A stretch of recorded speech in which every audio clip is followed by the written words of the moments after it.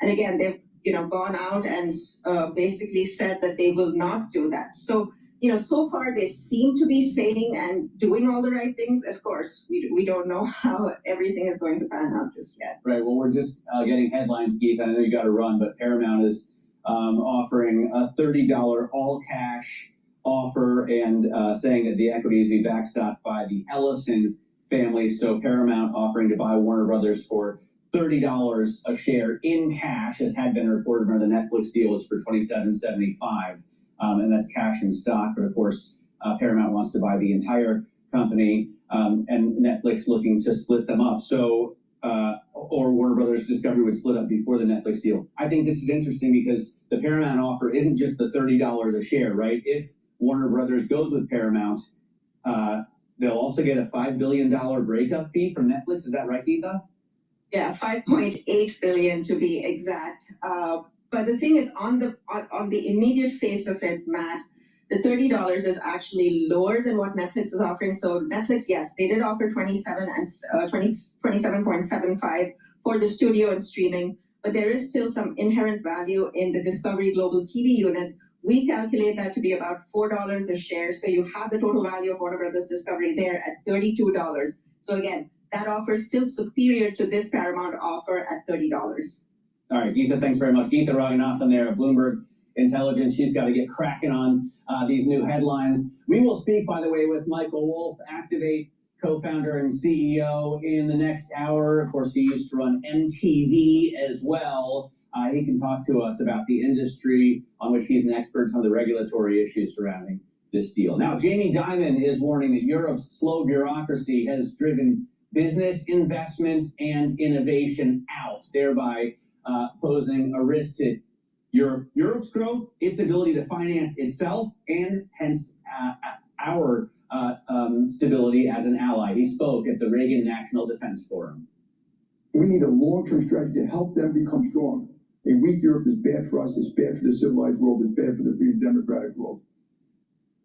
Bloomberg Caroline Hyde conducted that interview and joins us now, and you have to kind of connect the dots to understand his argument, which is that a weaker Europe is bad for the U.S. and therefore bad for the entire Western world, right? As I guess we look at kind of the West versus the East. And this call comes hot off the heels of what took Europe by shock in the last few weeks, whether or not it's once again in the line of fire is a deal between Ukraine and Russia and what that deal looks like and how much Europe has any sort of say at the table. More brutally, has just come for them is the National Strategic Review. It's basically their national security strategy was put out by the United States administration, and basically it lambasted Europe. And it was saying you need to get yourself together, whether or not it's about the way in which you are running yourselves, your economies, but more broadly how you're taking on certain wars and endeavors. And it really started to talk about Europe even as a civilization. This was a shock to Europe, and this was what the question I put to Jamie Dimon. Is tough love from the United States what Europe needs? Because Jamie has written about this in prior annual reports, saying really what we need right now is the US to help Europe, not to hinder it. And so I think his key point is, yes, we need them to change. We need them to regroup. We need them to be more innovative, more business friendly, more focused on their own defense spending. But he was perhaps trying to put out there that is tough love really the answer here, because we need them to be non-fragmented. If they fragment, so too does the entire ideal of America first. Even so, where he's investing, I mean, yes, he has invested some in Europe, but this new security and resiliency initiative that JP Morgan has, they launched it in October, but we learned today that they've hired Todd Combs from Berkshire Hathaway. This feels like a big get for JP Morgan and a big loss for Berkshire Hathaway. And overall, we've seen Todd on their board for a while, so it's a close relationship that he's had with JP Morgan, and indeed Berkshire Hathaway are doing a lot of changes, aren't they? The CFO is changing, they're having just a new plan as they... Hello, my name is DrPaulCottrell. We are live streaming on Rumble, YouTube, we're live streaming on Rumble and YouTube, my website, the-studio-reykjavik.com, and simulcasting on X Spaces. So there's 3 live streams going on, and you can listen in the audio version on X Spaces. If you have a question, please ask for the mic on X Spaces. It's easy to follow me. Just go on to my X channel and click the X Spaces that's going live here. Thank you for joining. I greatly appreciate it. if you have a question, you can also type it into the chat box. All these videos are for free. We're going to go over the news. A heavy dose of this news will be about China and Taiwan, but we're also going to be going over the financial markets, any breaking news, anything can happen in this broadcast. Is totally unscripted. So thank you for joining. I greatly appreciate it. Please help support the work that I do because all these videos are for free. Please go and subscribe to my Patreon or Substack channel. That way you're helping through paying for a membership. Again, all the videos are for free. The whole point of you being a member is to help support the work. You can also donate. You can donate through Stripe, PayPal, or Buy Me a Coffee on my website, the-studio-reykjavik.com. You can also help support the work by getting the great products I have. I got ebooks and supplements and course material on immunology and pulmonology on my website. It's really easy. Now, if you pay attention to this broadcast, you will get healthy. I'm going to tell you what I do every day to slow down the aging process and boost up my immune system. I'm in my 50s, and I'm telling you how to slow down the aging process. This is something I've been doing for a very long time. Pay attention, you'll learn something. Please go to my store, the-studio-reykjavik.com, and get the structural nano silver soaps. Very high quality. They're going to help with the health of your skin. You can get it in charcoal tea tree, lemongrass, peppermint, and lavender. Okay. Peppermint and lavender. All right. Get these structural nano silver soaps. Get them as gifts. They're perfect for gifts. Get a few bars for your household. Very high quality, helps with the health of your skin, and it's made from structural nano silver, and that neutralizes. So super important. Another great supplement that I have that you should be taking is the zeolite. Zeolite will bind to heavy metals, toxins, and chemicals, allow you to urinate them out within 6 to 8 hours. We're bombarded by chemicals every day. Make sure you filter your water. Make sure that you stay away from processed foods because processed foods have many chemicals, especially endocrine disruptors. And take zeolite every day. Take 3 small drops underneath your tongue and drink filtered water. 3 small drops, that's all, every day. And that way you're detoxifying your body. This will also help with getting rid of those chemicals, those forever chemicals called PFAS. And when you do that, you're improving your immune system and your endocrine system. Do this every day. Very high quality zeolite, 3 small drops every day. All right, with that, let's begin with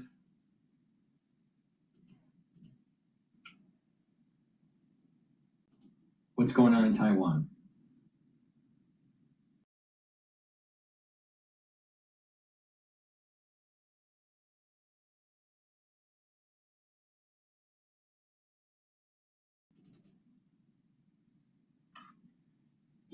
Give the gift of adventure at Bass Pro Shops and Cabela's. Your adventure starts here.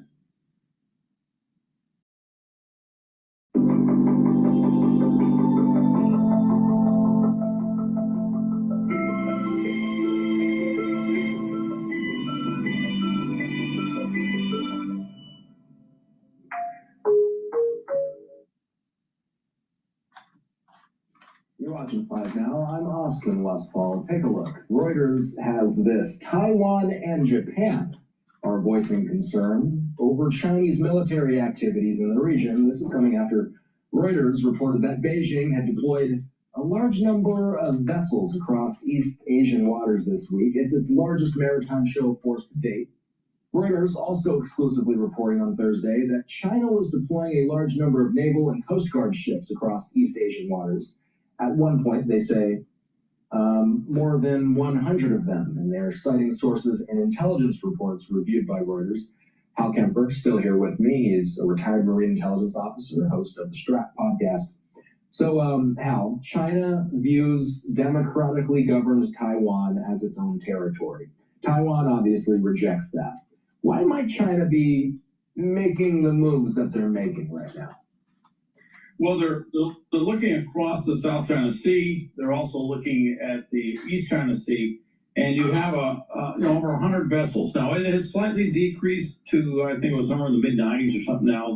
But the peak was 100 vessels that were all maneuvering and doing a big training exercise. Historically speaking, when nations have done major attacks, all right, invasions and stuff, usually there's a quote training exercise unquote going on in the background, and they just keep going. If you look at Russia and Ukraine, that was a training exercise that they were doing in Belarus. So they moved all their forces into place, and then at the end of the exercise, they went south. But their operational security was so good that the Russian troops didn't know, and they sold the fuel in their vehicles for gasoline, and the whole thing came to a screeching halt. But I mean, for vodka, sold the fuel for vodka, and then the whole thing kind of broke down.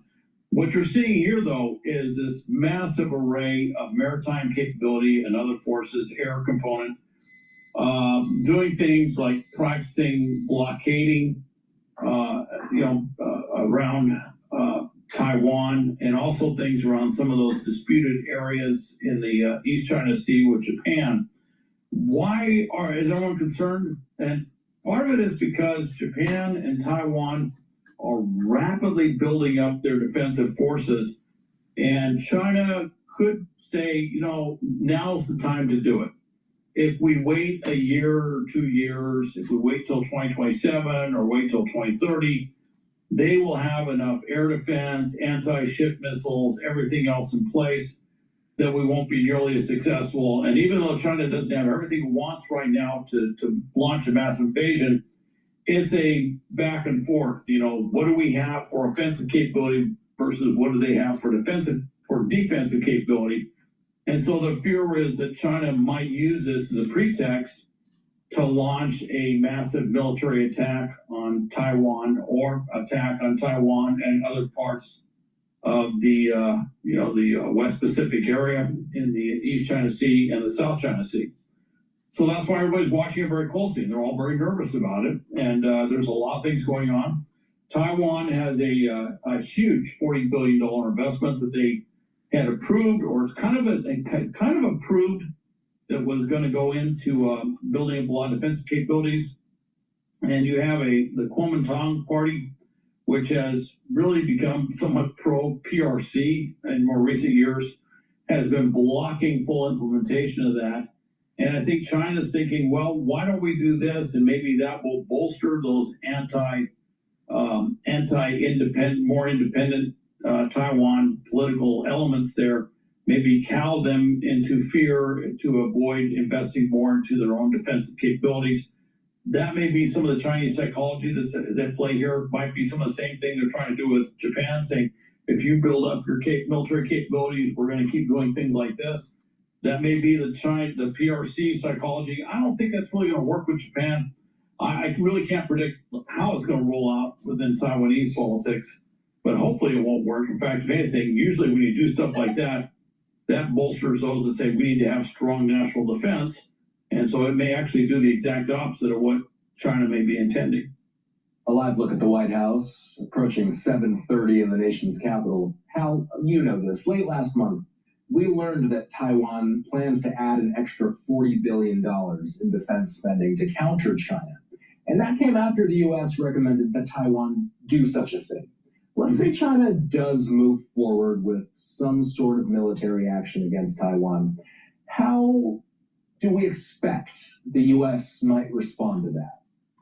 Well, the U.S. would have to move in very quickly. We would probably try to put as many naval assets and air assets in there. They've wargamed this many times, and I got to tell you, it is at enormous cost that we would prevail, all right? In these war games, we do prevail, but it is at enormous cost. Now, one of the things I would point out is one of our best carriers is currently tied up, so to speak. It's not tied up literally, but it's in the Caribbean dealing with the Venezuela situation. That's the Gerald R. Ford. That is a carrier, and it's been brought up many times. That's probably a carrier we would love to have in the West Pacific right now to be a deterrent to China doing anything. So, it gets into the China Carrier Task Force math, but also where our forces arrayed out there. But we would bring in as many forces to bolster them.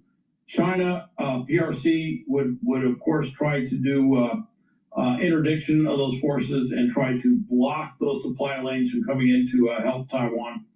And they would hope to isolate Taiwan for a period of time, degrade their defenses, probably use a lot of special operations capability to go in and do direct strikes on a variety of things there, and then try to take over Taiwan through some sort of amphibious assault, amphibious invasion.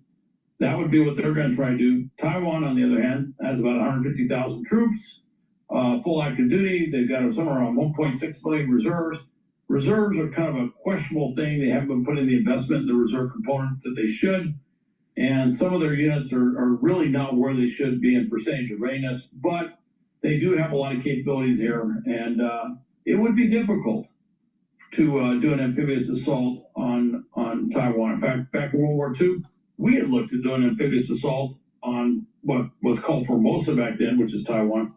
And we chose not to do it because, well, the Japanese held it. That's where we're going to attack. But also the terrain. There's only so many landing beaches. There's some very steep, difficult terrain you have to deal with. And we just didn't see it as a place that was really amenable to doing an amphibious assault type thing. That's what China's going to have to deal with as well. You touched on this. I'm hoping you can expand on it. Why is Japan concerned about this? Oh, that 100 ships that was arrayed out there, it was going up into offshore of Japan, up into the East China Sea.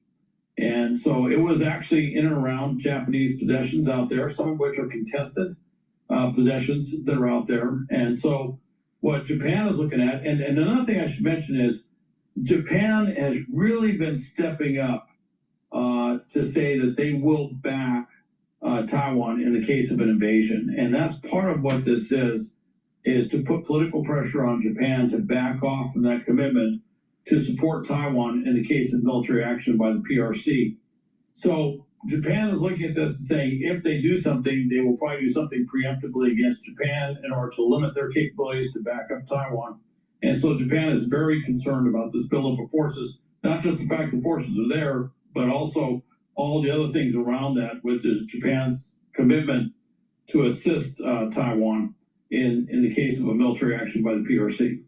So, big picture here, what's the likelihood nothing comes of these Chinese military movements, Hal?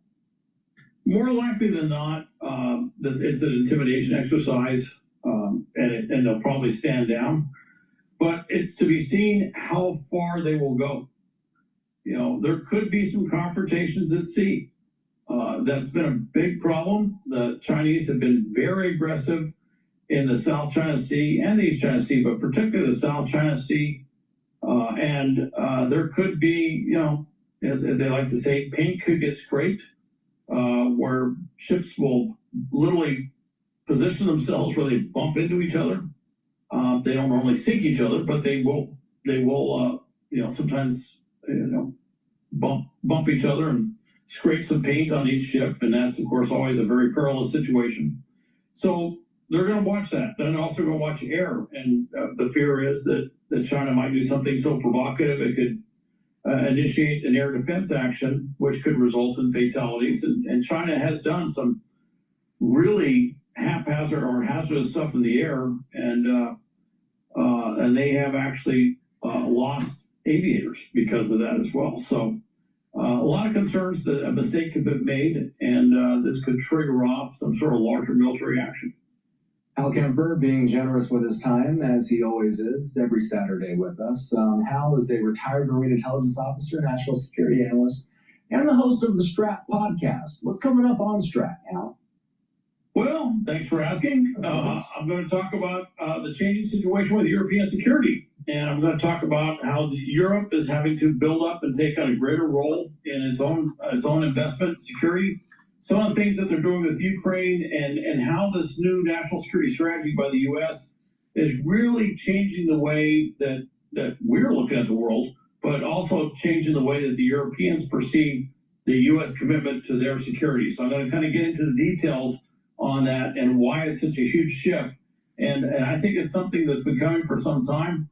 But I think when all the European capitals saw this document, it really caused them to to turn their heads very quickly and say, okay, we really got to step it up even more. Hal Kempfer's Strat Podcasts, available anywhere you can listen to podcasts. Hal, have a good. All right, now we're going to go to News X World. China, Japan, rising tensions. My energy bill dropped from $150 to $50 by doing this. My friends laughed at me when I spent $49 on a power saver device that could cut my energy bill in. Japan is accusing China of two dangerous mid-air confrontations near Okinawa. Tokyo says Chinese fighter jets aimed their radar at Japanese military aircraft, a move Prime Minister Sanai Takaichi called extremely regrettable and potentially threatening. However, China denies the claim, saying Japanese planes disrupted its carrier-based drills near the Miyako Strait. The incidents come as tensions between the two countries spike over Taiwan. Tokyo has warned it could respond if a Taiwan crisis threatens Japan's security. Meanwhile, Australia has also backed Japan, calling China's actions deeply concerning. China has also increased its military activity across East Asian waters, deploying more than 100 naval and coast guard vessels in recent days. Taiwan says the surge in drills amounts to harassment and psychological pressure, adding to rising instability in the region. Joining us now is Major General R. Sudhakaji. He's an international relations and defense expert who joins us live from New Delhi. And also joining us is Dr. Asta Chadha. She is an associate professor of international relations at Ritsu Meikan University, located in Kyoto in Japan. Thank you very much, both of you, for joining us here on NewsX World. I want to start with Major General G first. Of course, Sanai Takaichi used the exact same language when it came to her previous comments about Taiwan. She called this incident extremely regrettable, the same words that she used about possible military action in Taiwan for Japan. What are your thoughts on this current situation, Major General G, and how it might escalate? Good evening, Thomas. Thank you for getting me for your show. And my best wishes to my co-panelists, distinguished co-panelists. As regards to the question, it's my take on the whole issue is that there is a huge potential for flare-up. Perhaps the situation has become so volatile, it was as if waiting for a little trigger. Therefore, there is a requirement to exercise restraint. Unfortunately, the focus and attention of the world order has not gravitated to South China Sea, and the media also has not been playing its role. It's whenever it is showcased on. If you noticed, in the U.S. mainstream media, Fox, MS Now, CNN, there's not much of this in the news. There's a little bit, but not much. In addition, the focus is on Venezuela. Now, if one of our strike groups has moved from Asia to Venezuela for potential operations, which I'm surprised haven't started yet, then that means that we have less focus in the Pacific. Now, will something flare up and go kinetic tomorrow, the next week, 3 weeks from now? No, most likely not in Asia, all right? But the thing is that once the operations start to take hold in Venezuela, China will think, well, wait a minute, maybe we should start positioning ourselves in the Pacific for a potential invasion. Markets are open now. So it opens up the door potentially for Xi to make his move. In addition, like what Live Now mentioned, just the previous video, a mistake can happen, a miscalculation can happen. In addition, in another video that I'll be playing after this, you will notice that people that represent China, they are becoming belligerent. And I'll have my take of why I think what they're saying is just wrong, all right? But we are losing our focus in the Pacific here. And I'm very concerned that Trump will not defend Taiwan the way we should be. So let's continue. But there seems to be a loss of focus here. We're more worried about Epstein files. We're more worried about Candace Owens and her BS. We're more worried about Tim Pool and all this stuff. That's garbage. This right here that's emerging is something that I've been saying since 2020, that what was happening with the pandemic is related to a move in the Pacific for hegemonic power for China. They were related. And this that may happen on Taiwan, this emerging war, may go unconventional. And that unconventional, when they war gamed it at CSIS, meant nuclear. Nuclear. But it can also go biologic.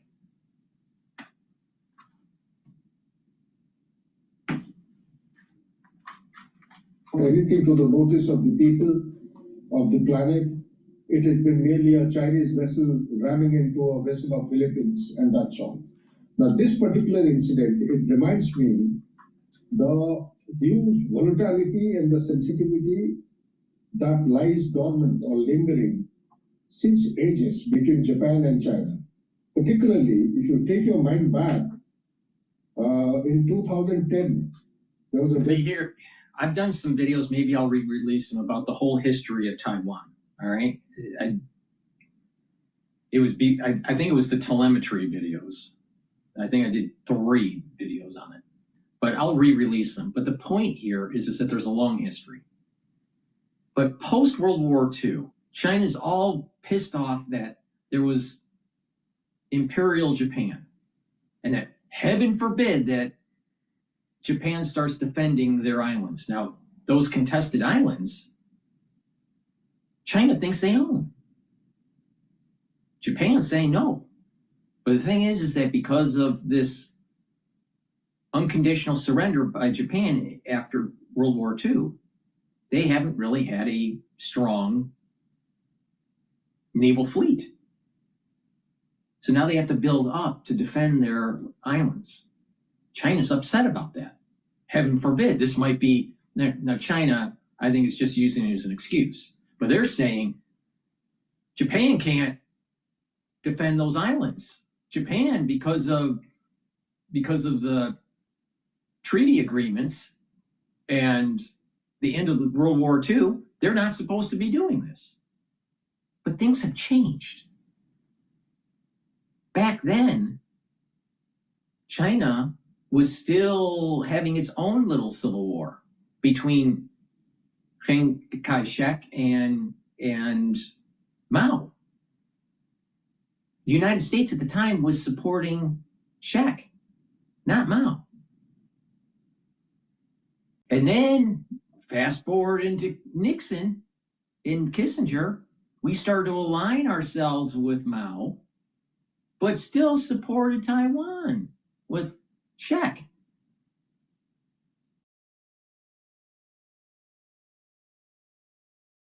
So that's what started this whole 2 systems, 1 China policy. Now we were worried, now when this was happening, this was after the Korean War, but our position with Taiwan was waxing and waning because of the Korean War. With Truman and Eisenhower. So we need to keep in mind that there's a post-World War II emergent property. China wants to freeze everything as everything stayed the same right after World War II, and that's not the case. Mao eventually takes hold of mainland China. It wasn't for sure that was going to happen in 1946. So when they say one China, mainland China and Taiwan, the question is, which political system? A more democratic political system or a CCP, a communist system? And this is where, when you dive into this, this is where the big problem is. The United States has the standpoint, we don't want the communism in China. We want free markets in a democracy in China, not the CCP. Because what happens when you have a CCP is you have totalitarianism. Look at what's happening with President Xi.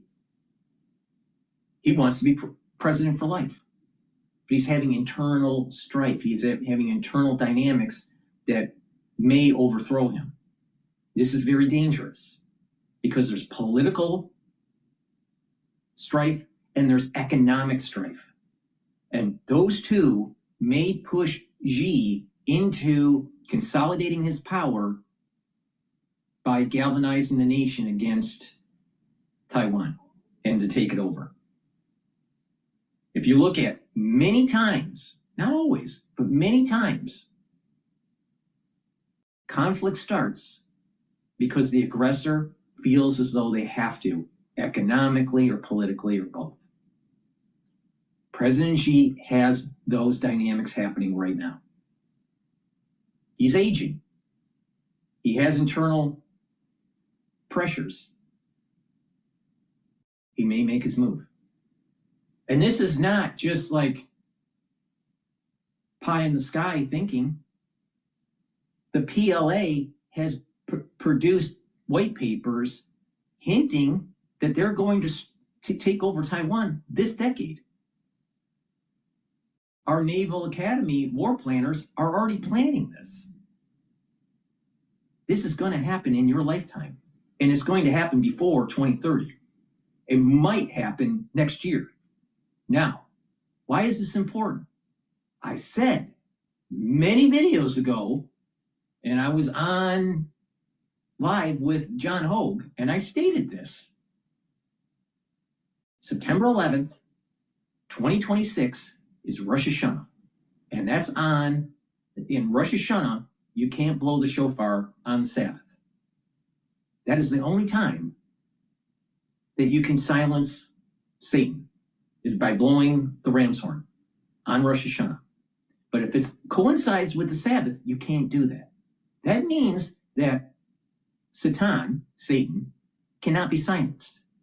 There will be a curse that comes down on this earth. 100% guaranteed on this. There will be a curse on this earth. September 11th, 2026. But that doesn't mean that everything happens on September 11th, 2026. It means that the door is opened for the curse to happen. And that door will be open from September 11th, 2026, all the way to early October of 2027. And that's what's worrying me here. That what is emerging here with Taiwan may literally put the world at war.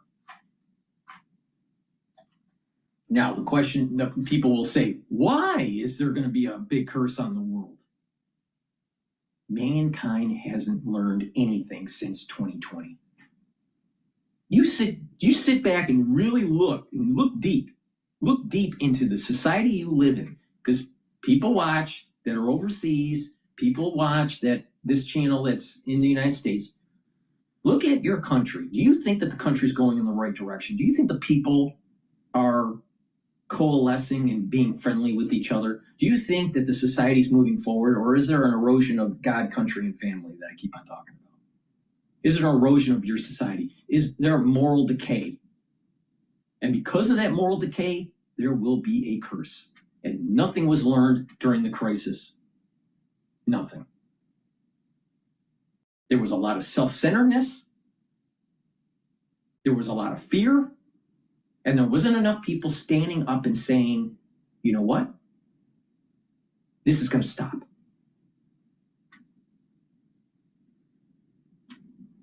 The world will be cursed.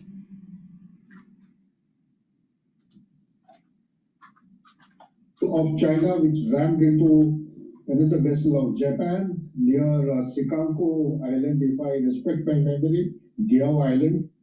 And the captain of the ship was apprehended. He was subjected to judicial trial. And China, as expected for the first time, and came out with total vindictiveness and weaponized the supply of rare earth element. I recall that was the turning point, that a politicization of rare earth element turning into weaponization, that was on the sea. Now this incident is very, very dangerous. It is happening in the sky. Anything happening in the sky, we have very little control except for the electromagnetic and the cyber linkages that we have, and the satellite communication. So therefore, there is a danger to the aerial platform, there is a danger to the pilot, there is a danger also of crossing each other's border, and this may actually escalate the hostilities and bring about a situation which may be beyond control. Back to Thomas. Yes, I want to bring in Dr. Chadha next. Of course, joining us from Japan. Dr. Chadha, Japan is accusing China of these two radar lock incidents, which is, of course, a combat precursor.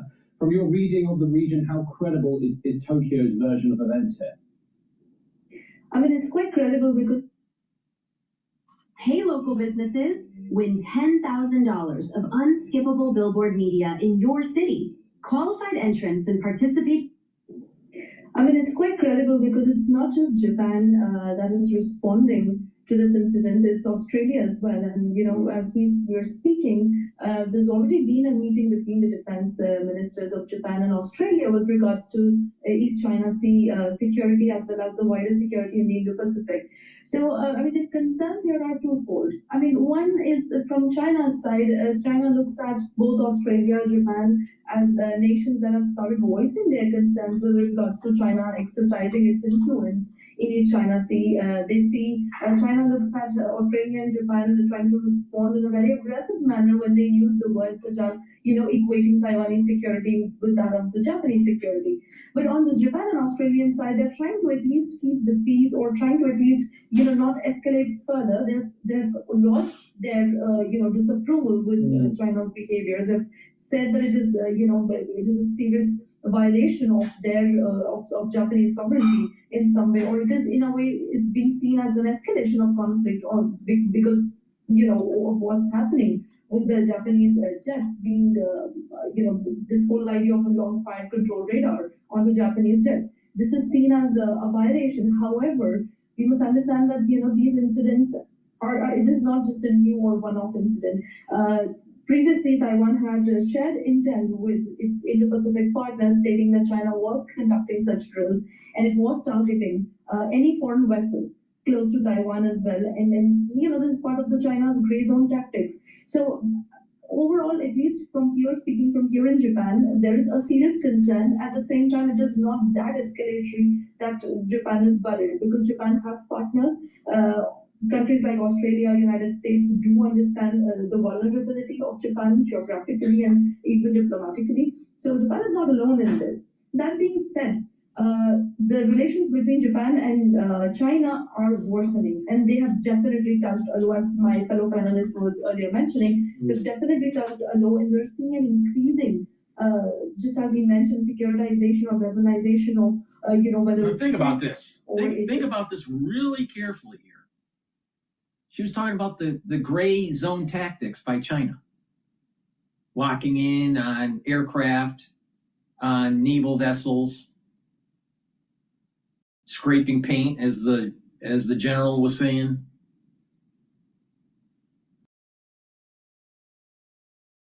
What do you think is going to happen to the 9-dash line in terms of freedom of navigation for the U.S. military when China takes Taiwan? What do you think will happen with the small islands, the island chains that Japan has? What do you think will happen to the northern side of the Philippines? China's going to take it. So the gray zone is going to end up into a hot zone. And your way of life will end because your way of life in the United States is predicated on freedom of navigation in that region.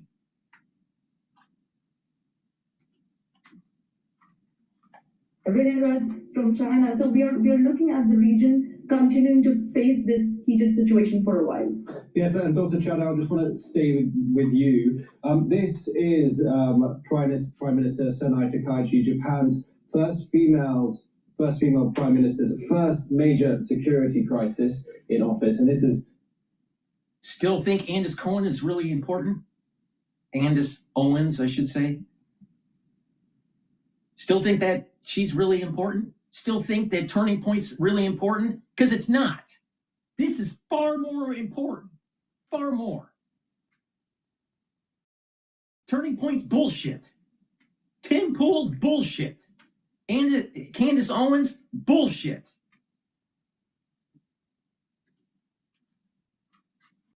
Come very soon. How likely do you think is her government likely to capitalize on this or possibly mismanage it?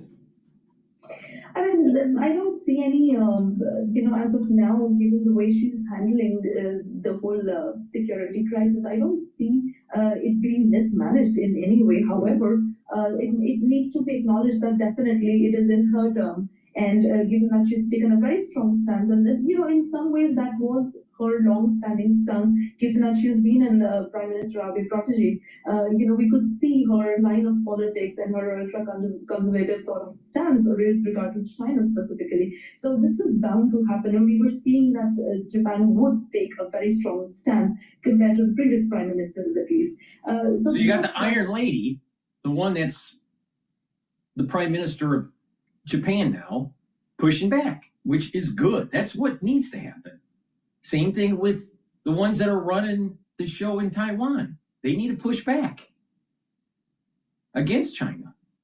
Same thing with South Korea. Same thing with Australia and New Zealand, the Philippines. Singapore, I don't know where are they aligned with China or not? They're kind of like on the fence to me. What's happening with India? I don't know. This is really important here. This is really important. Like, as important as a heart attack. But you have all those people out there in the alternative media that's focused on Turning Point. Total unimportant. Has no bearing on your life. No bearing. Zero. Turning Point has zero bearing on your life. Candace Owens has zero importance in your life. Zero. It's probably even negative. I guarantee you, a war in the Pacific is going to radically change your life.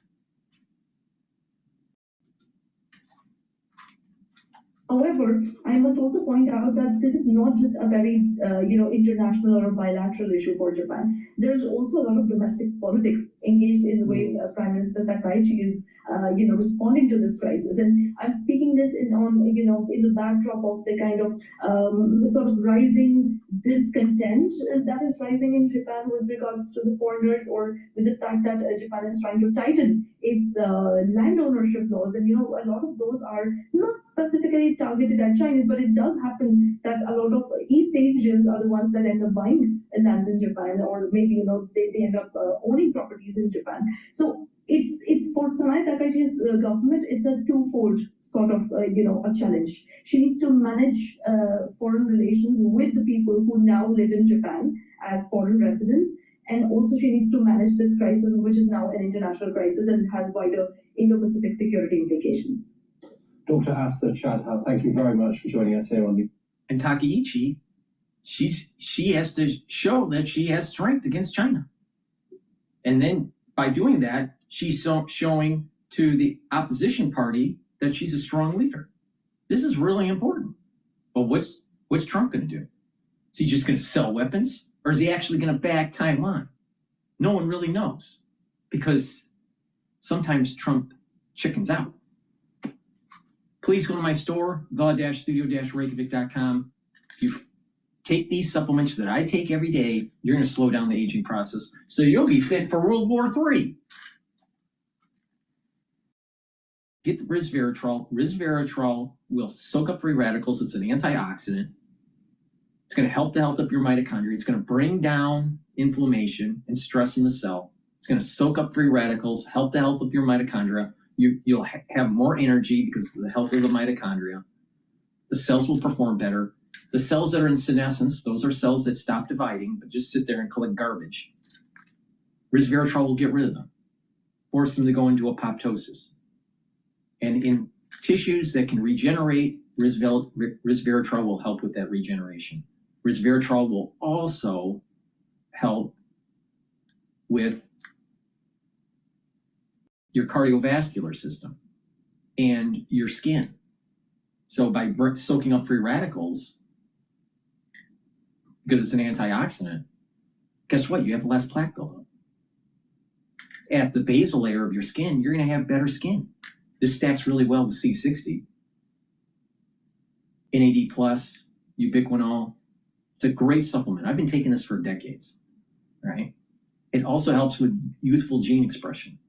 As you get older, you start to methylate genes, and it's harder to express. Well, to reduce that methylation, take resveratrol. Clarity factor. It's a great neurostack. It's going to help you concentrate on tasks. It's going to get rid of that brain fog. It's a steady burn of energy. You'll be able to concentrate all day long. And clarity factor will help with positive neuroplasticity over time. That means that your neurons are going to link together. You're going to be able to think faster and have better memory. Take this every day. Make sure you're drinking with filtered water. All right, we're going to continue on with some of the other videos about Japan. Now, this is the one. This is the one that you'll start seeing. There's an argument with Westerners and the representative from China. Now, keep in mind, the United States had a policy because of the war against the Soviet Union to align with China. This is all coming from international policy from the United States during the Truman administration, during Eisenhower's administration, and especially during Nixon's administration, where there were, and Carter's, there were big shifts in our foreign policy in terms of Taiwan. It starts with against the Soviet Union and how we were positioning ourselves. It also is aligned with what was going on in Korea during the Korean War and then the post-Korean War. All right. Now, post-Korean War, it seemed as though Nixon and the Kissinger wanted to align with Mao to be able to fight the Soviet Union. Now, you have to remember, China and the Soviet Union aren't that great allies. There's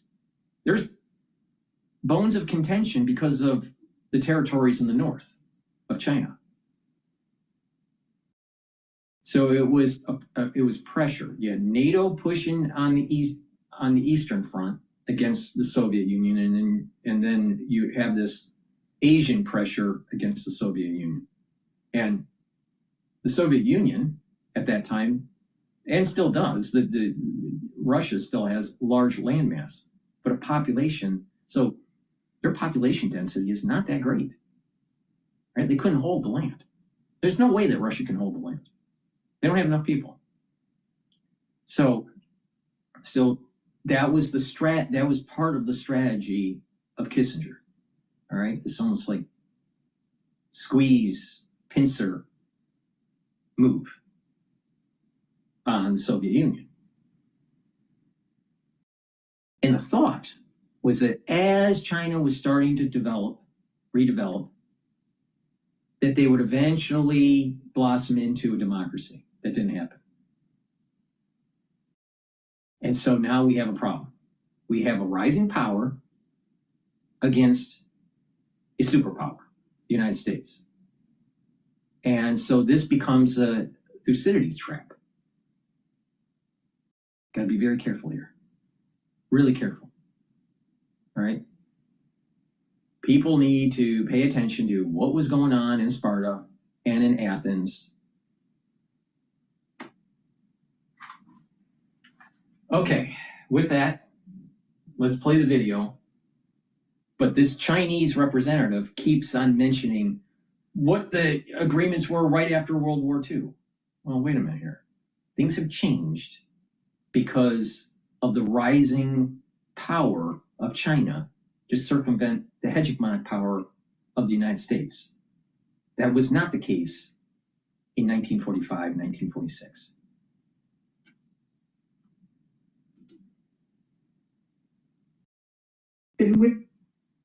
This is my favorite dentist hack to clean my retainer. If you wear a retainer every night like I do, you know how hard it is to keep it truly fresh and clean, safe, and that's it. Also have to keep in mind that the art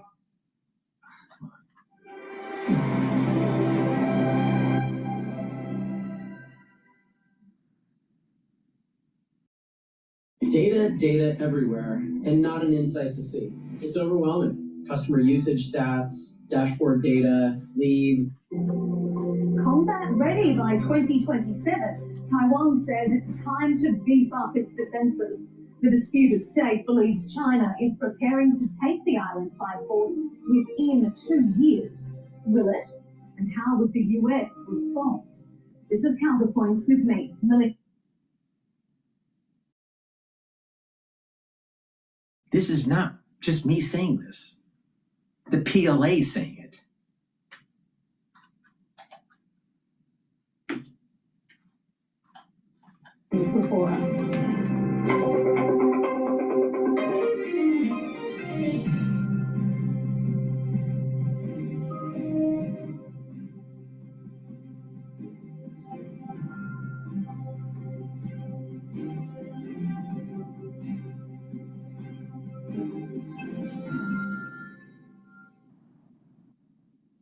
A technology powerhouse and strategic key to China's east coast, Taiwan has long lived in troubled waters.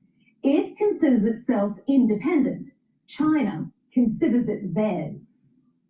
Beijing authorities have set a goal to complete the armed reunification of Taiwan by 2027, accelerating military preparations for aggression against Taiwan and continuously escalating exercises and grey zone incursions around Taiwan in an attempt to force reunification through military means.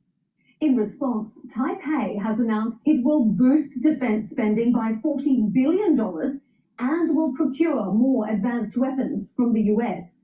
But the perceived threat comes at a complex time for the unofficial friendship between Washington and Taipei. The US... Now, remember, no, there's lots of money to be made here. Lots of money to be made in war, all right? So if this starts flaring up, you better start buying your defense stocks. All right. There's a high probability that if the war in Ukraine settles down and there's a peace agreement, the military-industrial complex is going to shift its cash machine to Asia. Now, count how many months did it take with the fall of us retreating from Afghanistan to the actual invasion of Ukraine. And that will be the time that this will start to go kinetic.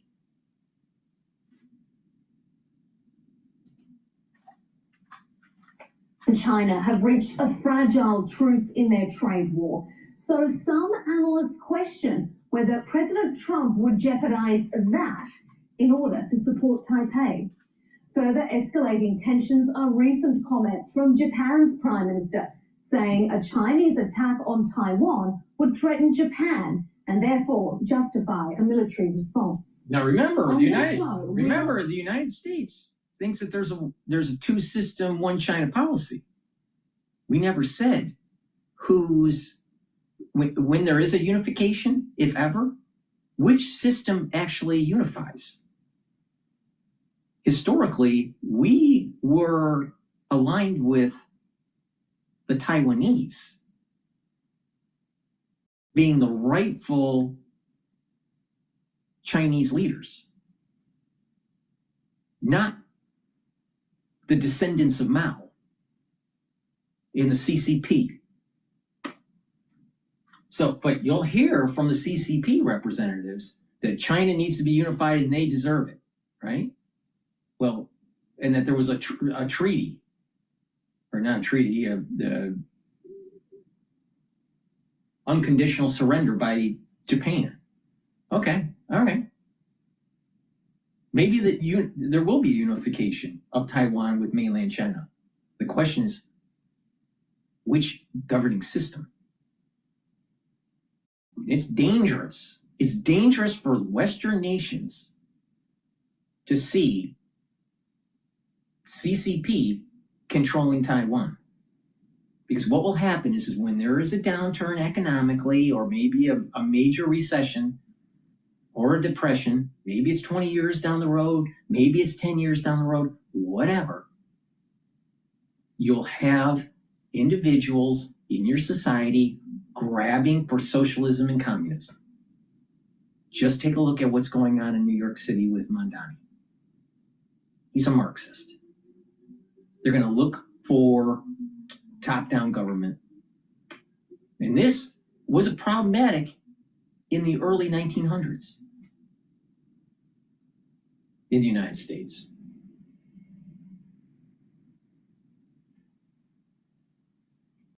China can't win. They must lose.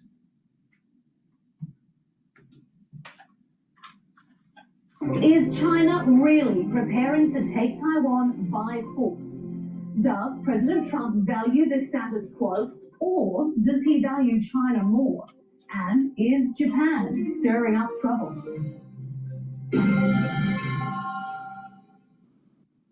Joining us for this discussion from Taipei in Taiwan is Ross Feingold, a political analyst who also serves as director of the Association of Americans Resident Overseas. From Beijing, joining us is Victor Gao, Vice President of the Beijing-based Center for China and Globalization. And rounding out our panel here on Counterpoints from London is Victor, Center for China and Globalization. What did I just say? They're going to export their system to other countries. You don't think this is happening now? Who do you think is infiltrating our universities? It's not the 1,000 talent program anymore like in 2020. It's the 10,000 talent program now. It's 10 times larger. Didn't we learn anything? Didn't we learn anything? No, of course not. This is America. Bill Hayton, Associate Fellow with the Asia Pacific Program at Chatham House and author of The Invention of China. Gentlemen, thanks for joining us here on Counterpoints. It's a pleasure to have you all here. In a recent phone call between the leaders of China and the US, President Xi told President Trump that Taiwan's return to China is a key part of Beijing's global vision. Xi said it's an integral part of China's post-war. Taiwan being integrated with China. Okay, which political system? Because way back in the day, there was a civil war between Chiang Kai-shek and Mao. And so they retreated and stayed in Taiwan while Mao took the mainland.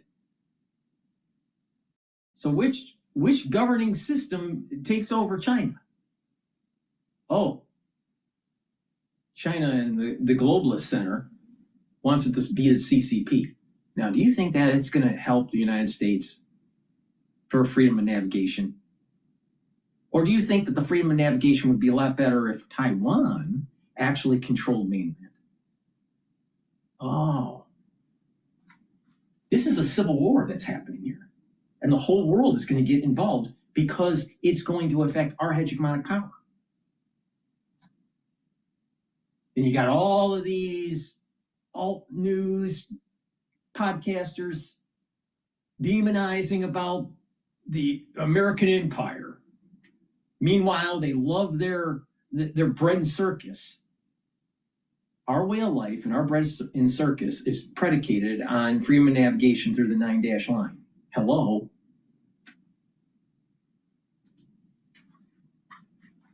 International order. In China's eyes, Taiwan's future is inevitable. And if you look at the activities of several of China's Indo-Pacific neighbours, they appear to be preparing for some sort of escalation. For example, the Philippines has recently signed a defence pact with Canada to boost its standing and its defences in the South China Sea. So, Victor, I'm going to go straight to you first. Now, that sound like, a really strong President Trump when the Philippines has to call up Carney from Canada and say, help us out? I'm worried of the taco trade with Trump. Trump always chickens out. I'm telling you, this is a big problem with him. Now, I voted for him for 3 times, and I think he's a great president. But I'm really worried when it comes to getting the job done, when it comes to using military force. He doesn't go all the way. Oh, but DrPaulCottrell, he bombed the nuclear facilities in Iran, but he didn't kill the Ayatollah. See my point?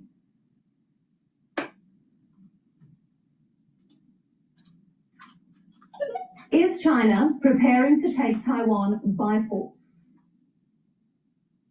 Taiwan is part of China. There is only one China, as declared by the Declaration of Cairo, as well as dictated by the Potsdam Program. These two documents form the pillars upon which the international order was based upon after the defeat of Nazi Germany in Europe and the Japanese fascism in the Asian Pacific region. Yeah. And China was still a third world country. And it wasn't at this moment in time a foregone conclusion that mainland China would be run by the CCP. Because at that time, American foreign policy was actually trying to overthrow Mao. But he doesn't want to tell you that. So the whole world recognizes this policy, and there is no country in the world which can recognize both China and Taiwan at the same time. And we need to be fully aware of this. By defending this one China policy, we are defending the international order established back in 1945. One China policy, okay, but not run by the CCP. You tell that to a Chinese guy, you tell that to a diplomat, you tell that to someone that is towing the party line, they will go ballistic. Try it, just try it. Say, yeah, one China policy, but Taiwan's government, democratic, runs mainland China. One China policy. No, we can't have that. It's got to be a one-party system, top down, social control. Because their strategy is to take the first and second island chains. And the freedom of navigation isn't going to be there. This is the reason why the CCP must die. It's they lose, we win. That is the only way this is going to work out.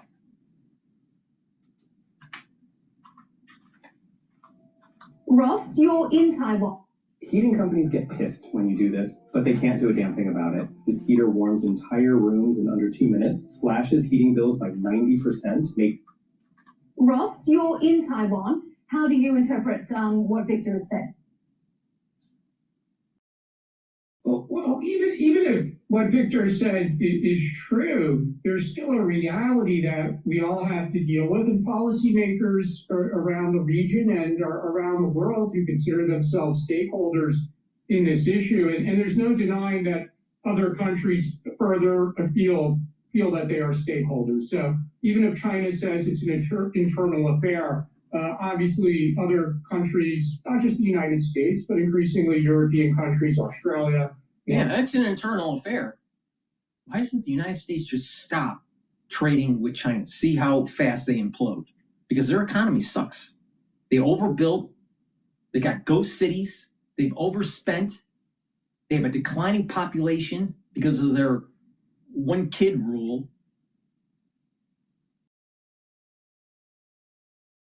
Let's just take them out.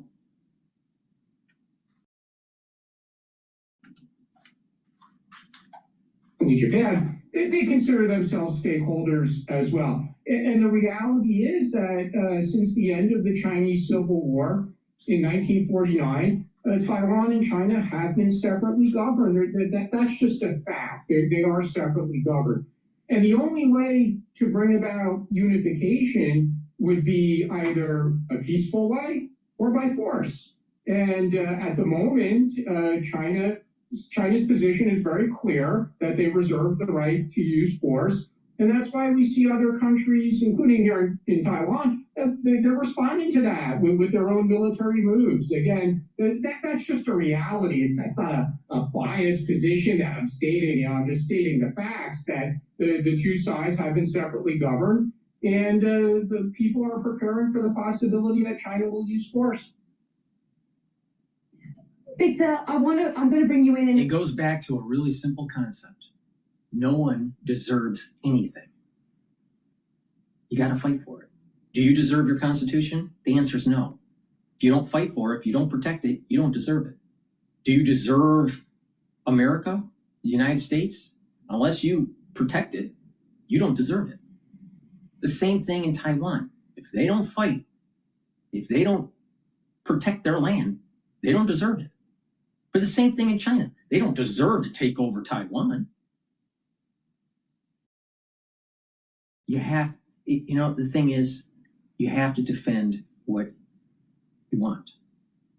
Now, you might fall into the category, you might say that this is, some sort of might makes right doctrine.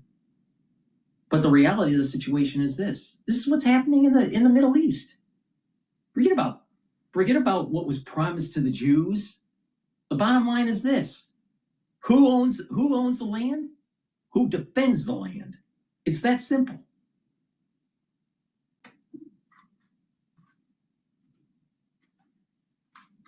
Bill, but I just want to get a quick response to you from that, Victor.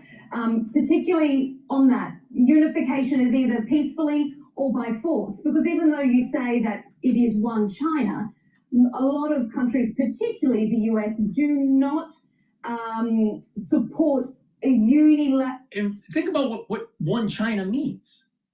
Well, at the surface, it means bringing Taiwan and China together, but also the other island chains that are going to affect other countries, like the Philippines, like Japan, may even affect geopolitical positioning for South Korea. Okay. But if you go deeper into it, China thinks that there's a center of the universe.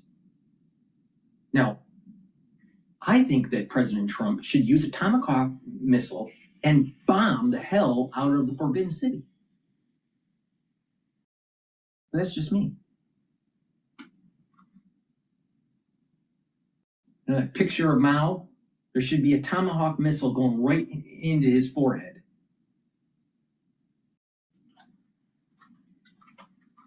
Change to the status quo, which is, as Ross said, they are governed separately. So any change to that status quo, is it going to be peaceful or is it going to be by force? First of all, we all know there was a civil war towards the end of the 1940s. allow me to emphasize that civil war was never brought to an official end by any means.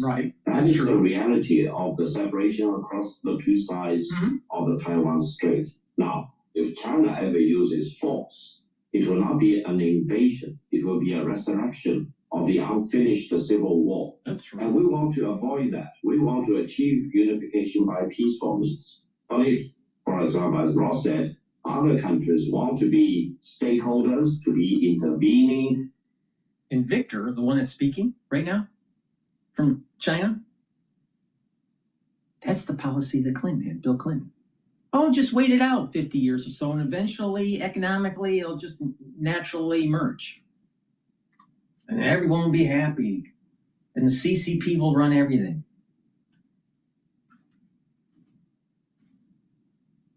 Situation, there will be the resurrection of the unfinished civil war. And I don't think any country in the world, including the United States, wants to shed the blood of their soldiers to be involved in a resurrected civil war across the two sides of the Taiwan. But the problem is that if China wins, the 9-dash line freedom of navigation stops for the United States. And it affects a whole change in the political homeostasis of that region. So it's way beyond just a civil war. Their civil war is going to eventually force us to get involved, which is important. I'm afraid that our president, Trump, is going to chicken out because he usually does.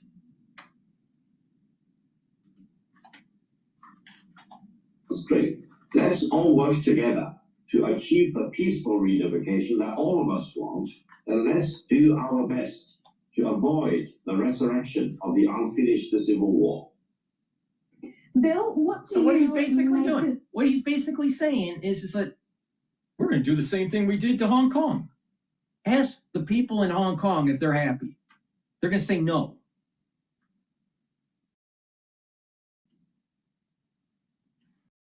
Bill, what do you make of that? If we are going to see a show of force, is it, as Victor says, a resurrection of an unfinished civil war, or is it an act of aggression? No, it's unfinished civil war. Well, it's obviously the Chinese narrative is that it's the unfinished part of the civil war. I mean, the other way of looking at it, it extends from what Ross was saying, which is that in the last 130 years, China has only ruled Taiwan for 4 of those, for 4 years between 1945 and 1949. And you have a very different sense of self, if you like, in Taiwan. You know, you ask people, do they feel Chinese? Among the younger generation, it's a tiny proportion who say they feel exclusively Chinese. But really what the outside world wants is the status quo. What they're worried about is a change of the situation by force, whether that's an actual invasion or some kind of blockade by China. And if that, if there was any change to the status quo, I think it would unleash a whole series of really dangerous dominoes. I think Japan would try to develop nuclear weapons, and it probably has the skills to do so within months. That would probably trigger South Korea to develop nuclear weapons. We'd have all kinds of unforeseen consequences from China taking unilateral action over the status of Taiwan. Well, remember what I said about unconventional warfare. CSIS said that there was going to be when they did these simulations, many of the iterations of the simulation, because they ran 25 or 40 of them, many of them went nuclear. But there are other unconventional warfare means. To prevent a nuclear holocaust, the United States might need to drop biological weapons. Keep that in mind. Keep that in mind. Get the whole region sick. This H7N9 might need to be dropped as a weapon.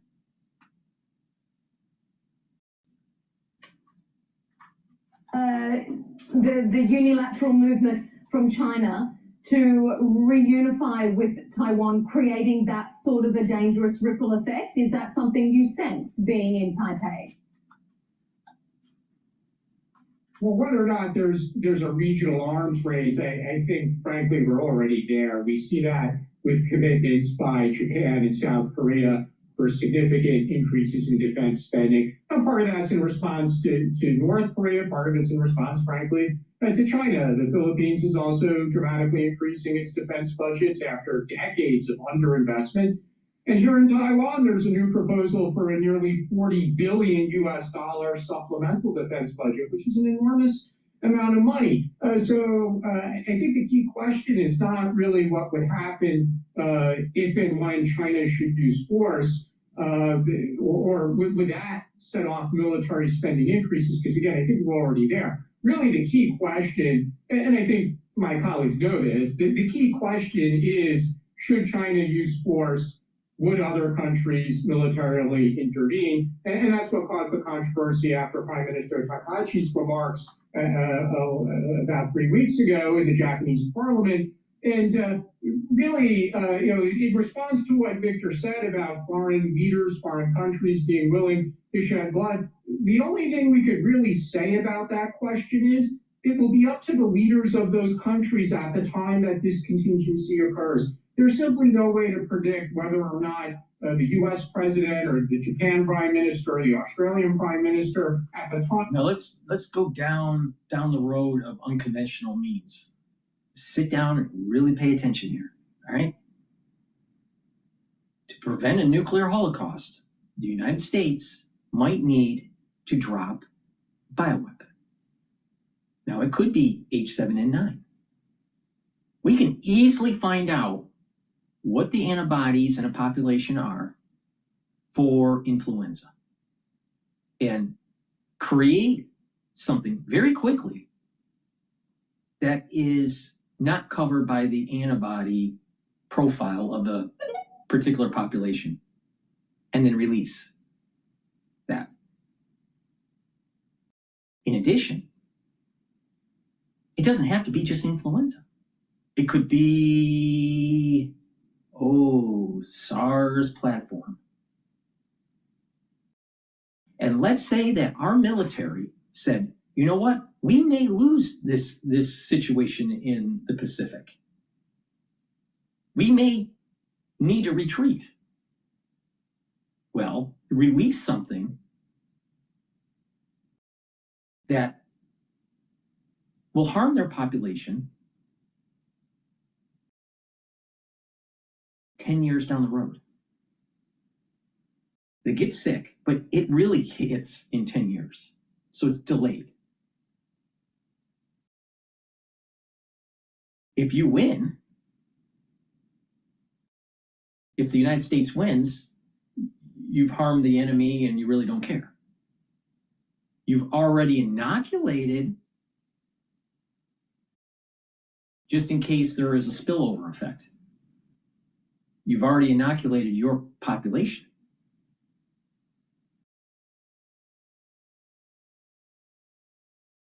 Now, if they win, if the Chinese win, we retreat. We've lost our hegemonic power in the Pacific, but in 10 years, something major happens to them. And they're weakened. And so this is like a 10-year war where we come back and take it. So they advance, they get sick, and then we come back and take. Now, the Chinese aren't dumb. They do biological weapon development.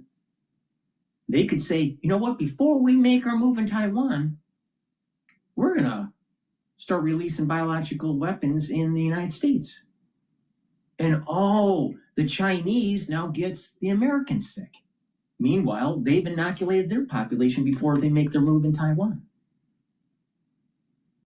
So it's not out of the realm of possibility that biological warfare coincides with this.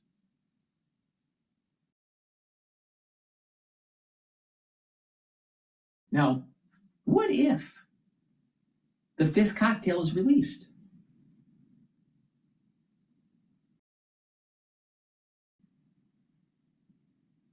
What are you going to do? What are you going to do?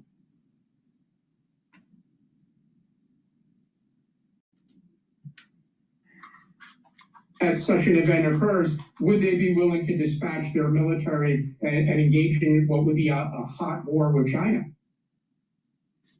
Victor, what do you make of that? I mean, jump in, please, if you feel you want to respond to this idea of can you imagine a nuclear-armed Japan and South Korea in response to China's actions in Taiwan? That's a big risk for China to take, is it not? It's not just nuclear weapons, honey. It's an arms race and biological warfare.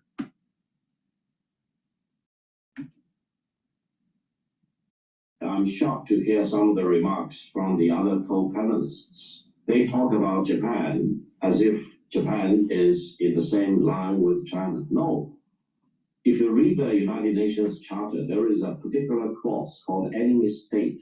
And Japan is an enemy state as far as that clause is concerned. Meaning the Japanese government are prohibited from possessing combative weapons of aggression to constitute another threat to the victor nations, including China. And if, for example, Japan wants to rearm and to constitute another threat to the victor nations, including China, the United Nations Charter authorizes the victor nations to take unilateral military actions against Japan without the need to consult and inform the United Nations Security Council beforehand. That means if you look at China and Japan, they are not equal. One is the country which unconditionally surrendered in 1945. The other country, China, is a victor nation together with other allied countries like the United States. So never talk to me about Japan developing nuclear weapons. If they do that, that will be the... See, have you noticed that he's getting all upset? You notice that? Because if that region goes, if they weaponizes with a nuclear net, then what it's going to do is it's going to prevent China from actually making their move because it's the man. This is why it's so important for China to make their move now, because it's going to take a while before these nations actually go nuclear. We're talking about 5 years down the road. We're talking about within 24 months this is going to happen. And if it falls in line with the curse that I think is going to be coming down on September 11th, 2026, all the way through 2027 to the first week of October,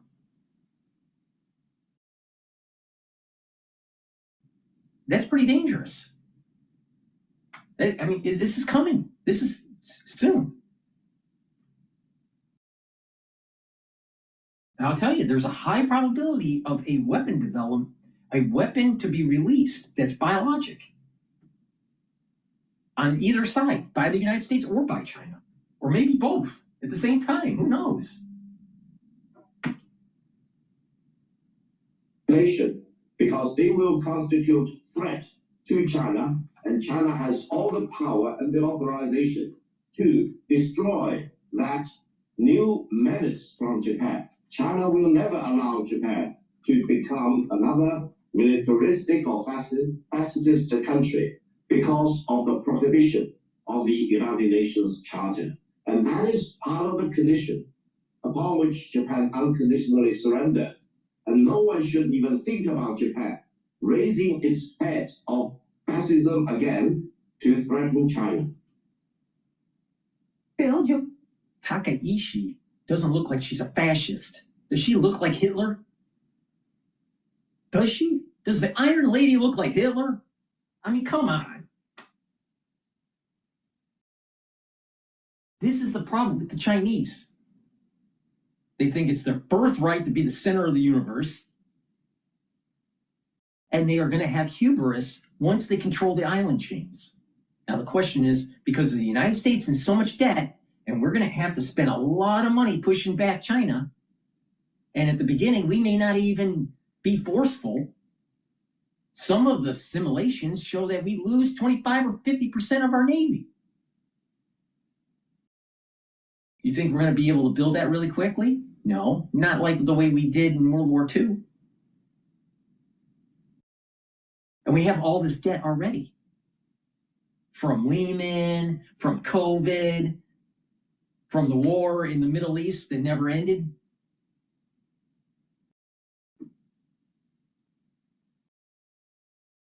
It's a big problem.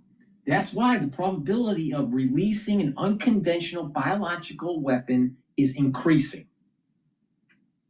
Because if you weaken if you sicken the enemy, then you're lowering the probabilities of it going kinetic. I think that's a really good. Is your team spending more time on timesheets than their actual work? Deltek Replicon simplifies time tracking by automatically capturing and verifying employee hours from the tools your team already uses. Try it today for free at replicon.com. Honestly, I tried the new bearskin hoodie, and here's the truth. This fleece is thick. It's made from 340 GSM of bearskin fleece, which is super... Bill, do you want to Well, I jump think that's in? a really good reason for why the status quo should be preserved. I mean, if you don't want to unravel the post-war security order in East Asia, then preserve the current status of Taiwan and carry on with business as usual. I think that the picture has made a very strong case there for Exactly, but the Chinese don't want that. Now, watch what the representative from China, Victor, how he responds. Because what happens is that it's about control. It's not about peace and harmony. It's about control. They want that whole control of the 9-dash line. That's going to affect Japan. That's going to affect South Korea. That's going to affect the Philippines and everybody else that needs the freedom of navigation. China is trying to build out.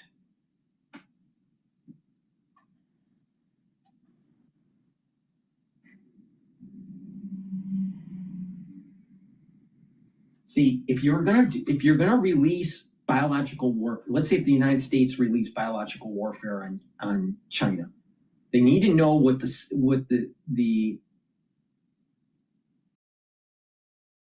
antibody profile is for certain pathogens. Let's just say if you just take two, for example, influenza and SARS, all right? Understand what the antibody profile is.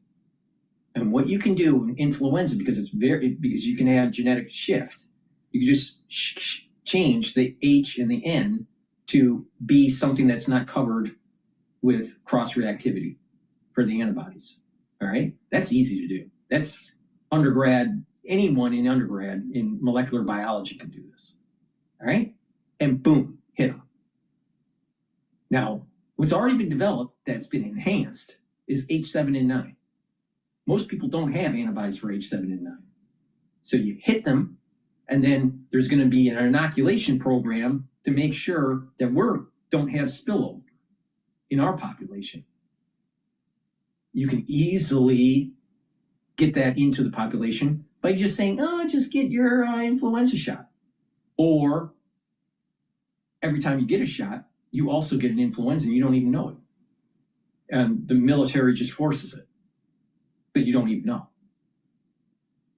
Now, that's to prevent the spillover. And then you hit them. They get sick. And then you start moving in with defensive means to prevent an invasion. Now it doesn't have to be H7N9. It could be something else. It could be like, some other combo that isn't covered. But H7N9 is a really good candidate. All right. Now, if we're looking at the SARS platform, it has a large payload.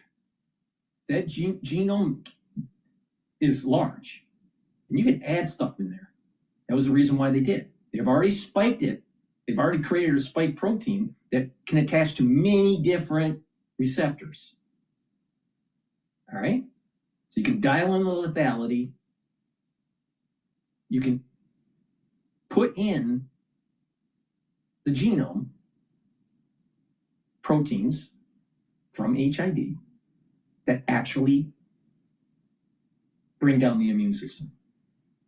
But it's something that takes a while for it to hold. So you get sick, they're weakened, it spreads, it lasts for a few months, maybe a year. But as these proteins are coding and they get integrated, you start shutting down the immune system and cancers start to pop up after 10 years. HIV, you don't get full-blown AIDS right away. It takes a while. And you got a payload that can do it. Now, it's an ethical question. If you're trying to prevent the loss of your hegemonic power, if you're trying to prevent 15, 20 million people dying from a nuclear war, is it something that you should do or should you not? It's not an easy answer. It's not an easy answer. I've spent a lot of time thinking about this. It's simple people would just say, no, don't do it. Simple people that don't really think about it and just say, do it, is also wrong. It's a deep, deep, deep ethical question here.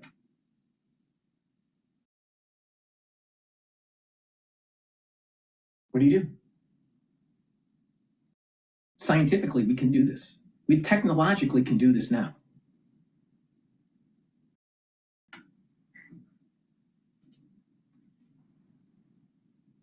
A whole series of unforeseen consequences from China attempting to change the status quo over Taiwan. Allow me to add a point. I think to preserve the legacy of the Second World War is to make sure China is a united country, and no one should indulge in the fantasy that China should ever be separated across the two sides of the Taiwan Strait. Meaning, to achieve national unity for China is a Yeah, but why is it assumed that it's the CCP that's running China? Why can't it be a democracy? Why can't the Taiwanese run mainland China? Why is it the other way around?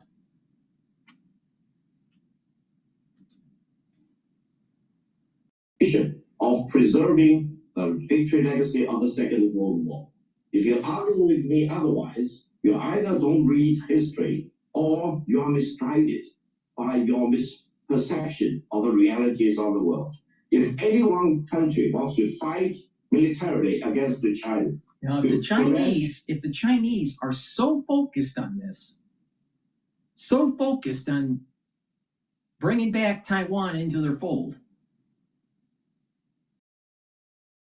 don't you think that they're already developing weapons that are biological? Don't be stupid. Don't be stupid. Of course they are.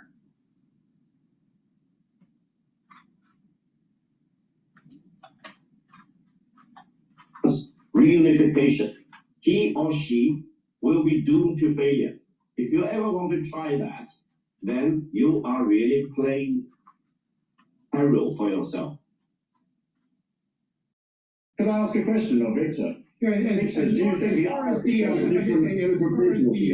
United Nations enemy state clause, many experts do consider that obsolete, and even China voted for a resolution affirming that it was obsolete, and that vote was in the 1990s. So whether or not it still applies is actually it's kind of an unresolved legal question at the moment. But I do think that the likelihood of Japan developing nuclear weapons in the near term is highly unlikely. However, the reality is that Japan is significantly increasing its defense budget.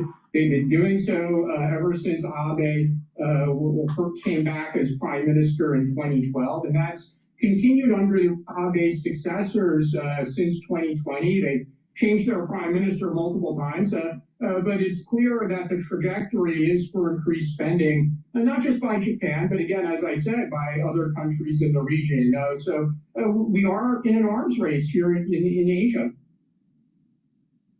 Bill, you wanted to ask a And question of Victor? Roya, please allow me to mention, something obsolete without being terminated still is not terminated. Therefore, allow me to emphasize for your benefit, as well as the benefit of our audience, that the United Nations Charter Enemy Clause remains on the book, and it can be triggered if Japan wants to move in the wrong direction of rearmament and remilitarization to such an extent that it constitutes a threat to China. China will go to war with Japan if Japan wants to rearm itself, as well as even possessing the nuclear weapon, because that is the right authorized by the victor nations as reflected in the enemy clause in the United Nations Charter.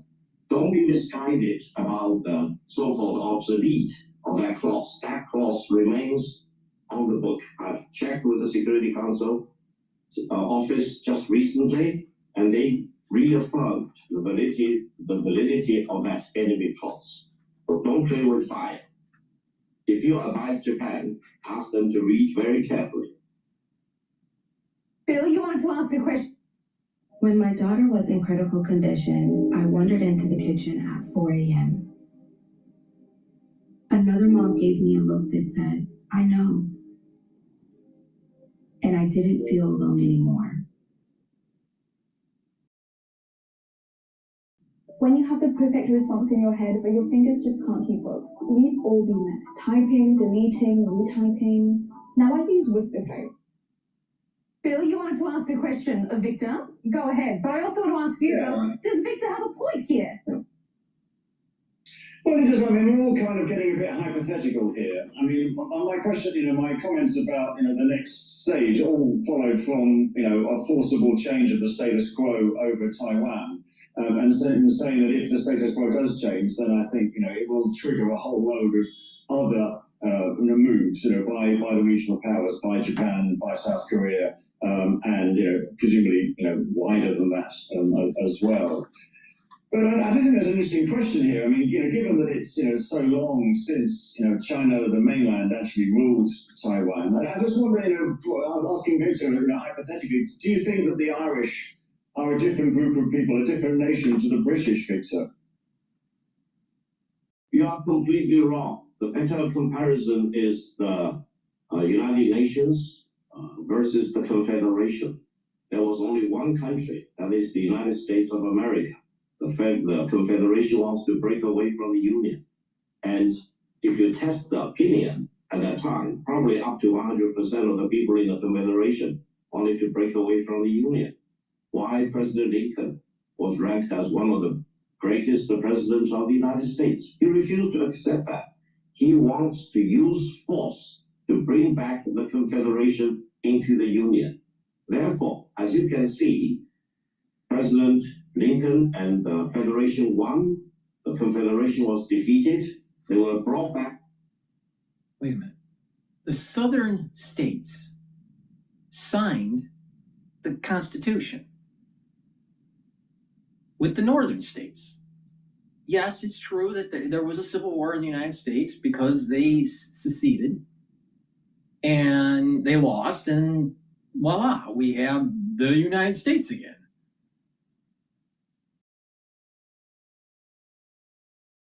That didn't happen with mainland China and Taiwan. There was a civil war on the mainland, and Chiang Kai-shek left to hide, thinking that maybe Mao would be overthrown or whatever. He was in Taiwan, and then there were Mao factions fighting Chiang Kai-shek.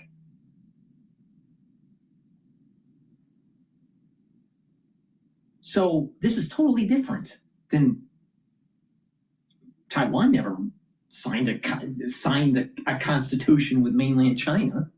I mean, China is not going to back down on this. They believe in their heart of hearts that they own Taiwan and the island chains. And that's going to cause a big international problem. And of course, because we wanted cheap spatulas from Walmart. We funded all this. To the Union by force, by defeating the Confederation. This is a better comparison for the two sides of the Taiwan Strait. China will never allow breakaway of Taiwan because if you read the Potsdam Proclamation and the Cairo Declaration, Taiwan in its entirety should be returned to China upon the unconditional surrender of Japan. And it was returned. Now, there was a civil war afterwards, but there was only one China. China being separated across the two sides of the Taiwan Strait, that is a fact. But there is only one China. And if Taiwan wants to break away from China, China will need to bring them back into China by force, as President Lincoln did vis-a-vis the Confederation. That is not aggression, that is not. And if the Confederacy won the Civil War, the Union would have given up, and the Confederacy wouldn't have just seceded, they would have assumed the North. We wouldn't be the United States. We'd be the Confederacy of whatever. It wouldn't be the Old Glory as the flag, it'd be the Stars and Bars. But they lost. Now, what if, in his analogy, that Taiwan wins this civil war? That would be a good thing for America, because that would mean that the Democratic Taiwan cause takes over mainly in China. So let the Civil War begin. But the United States is going to have to get involved, because we got to make sure we don't lose our hegemonic power.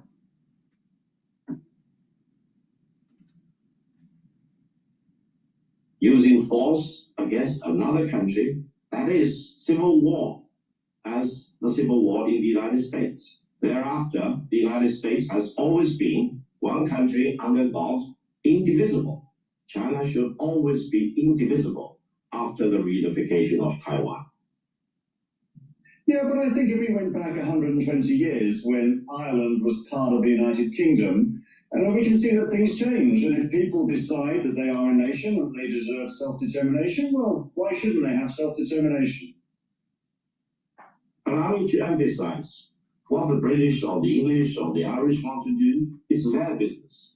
What the Chinese want to do here on the two sides of the Taiwan Strait, it is our business. As I declared just now, there is only one China. If you go back to Ireland and ask your government whether they recognize two China or one China, one Taiwan, you will be informed that they recognize only one China. They recognize that Taiwan is part of China, and China has full authorization as a sovereign. But which government? A democratic government or a CCP? Which government? Because we put our chips on Chiang Kai-shek, not Mao. But then we gave up on him and sort of was playing both sides of the fence. And there's the problem with the United States foreign policy in Asia.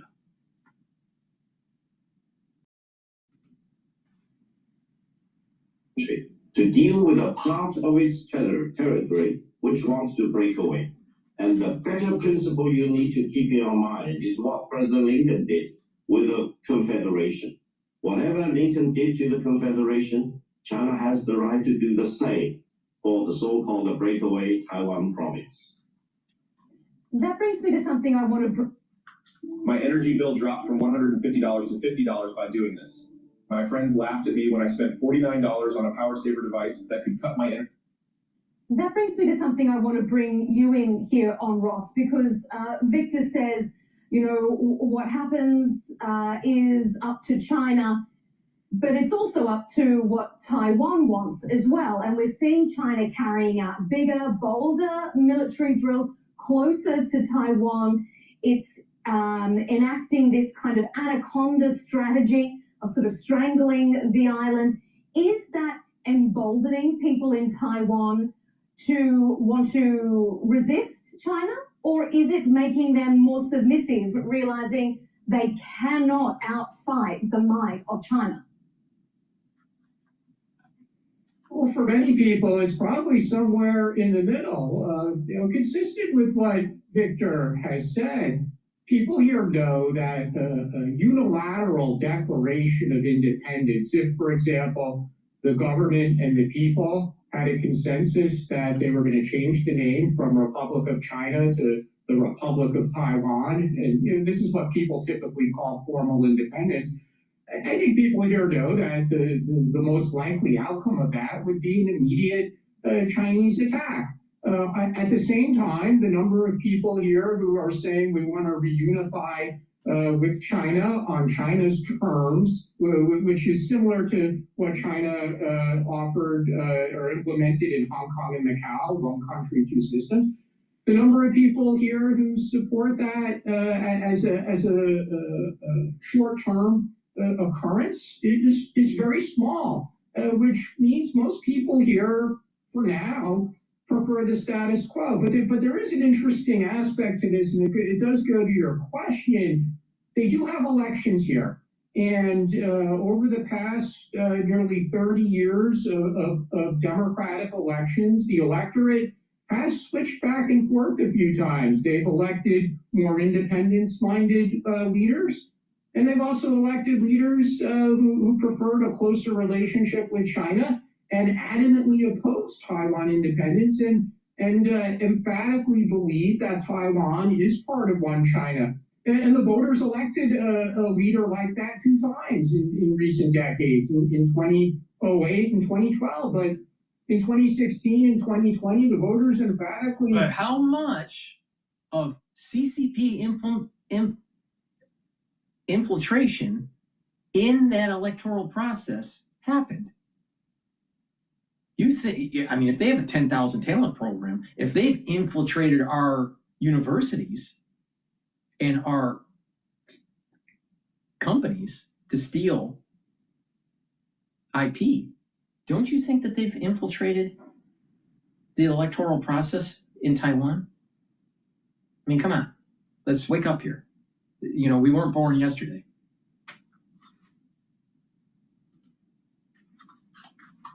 Elected a more independence-minded leader, and in 2024 it was a really strange result because the independence-minded leader was elected with only 40% of the vote because the other 60% was split between two candidates who were more moderate when it came to dealing with China. So it actually shows that at least at the moment, you know, the thing is, what he's proving is what I've just said. They infiltrate enough to not really get full majority consensus. Divide and conquer. The Chinese aren't dumb. I mean, they're pretty smart. Now, what's America gonna do? I don't know. Now, going back to bioweapons, when it comes to, let's say, H7N9, you hit them right away, you're gonna see people die pretty quickly or get sick. You have a large part of the population that won't be able to conduct a war or help with the war effort. But it's not long lasting. It may last for 18 months. But if you use something that has a large payload, like SARS, you can have this extended where you're weakening a population years after. Some people would say, well, we already have antibodies for SARS-CoV-2. Well, what about SARS-CoV-3 or 4? What if, through artificial intelligence, it models a spike protein that flies underneath the radar of the antibodies? And most people that have antibodies are from the inoculation. So it's one type of epitope. Now, if you have a natural infection, you got a lot of different types of antibodies. You got the spike antibodies, you have the envelope antibodies, and lots of different types. All you got to do is get the payload in enough cells, and then that extra code that was placed in to weaken the immune system gets coded and starts to integrate. Let's say you do a Trojan horse with the SARS platform, and it codes, and it spreads that new virus. It's like a virus within a virus, that package. And that is a retrovirus. So you have a regular virus that is a Trojan horse for a retrovirus. Now, when that happens, then all of a sudden, 5-10 years later, after the initial hit and people died, then all of a sudden weird pathologies start to happen. And they're like scratching their head, what's happening here? I don't know. And since you know what those proteins are within that retrovirus, to stop the spillover, you can easily inoculate different populations and just not inoculate the population that you're targeting. So mankind can create a virus within a virus, and it gets even cooler. You can do a virus within a virus within a virus, kind of like a Russian doll. You can do amazing things now with AI. Now think about that. A virus within a virus.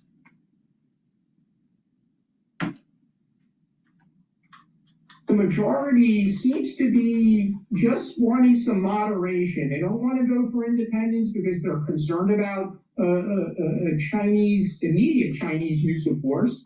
But they don't want to unify either. It seems that now they want to get along with China. I think at the moment, one could say that the public is a little concerned with some of the moves that the government has made that may have inflamed tensions. There are many people who support the government wholeheartedly, but it does seem at the moment that there's a trend to say, well, maybe we need to get along better with China. When we talk about getting along with China, I guess that turns us to the United States. One of Taiwan's key friendships, I should say, an unofficial friendship and interesting relationship with China recently. Taiwan is a key US partner, though, in the Indo-Pacific. The US obviously doesn't officially recognize. That's just with a respiratory virus. You breathe it in, it's a virus within a virus, then you got a big problem. And that's another potential bioweapon. Now, if the United States can do it, the Chinese can do it too. So now you have an escalation of the war.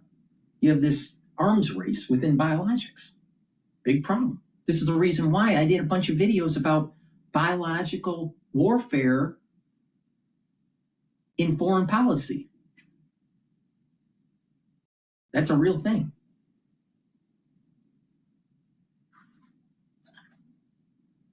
Now, if you want even larger packages,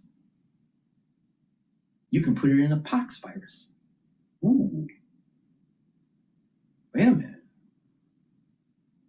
Those are more complex. Some of the most complex viruses there are. And they're big genomes.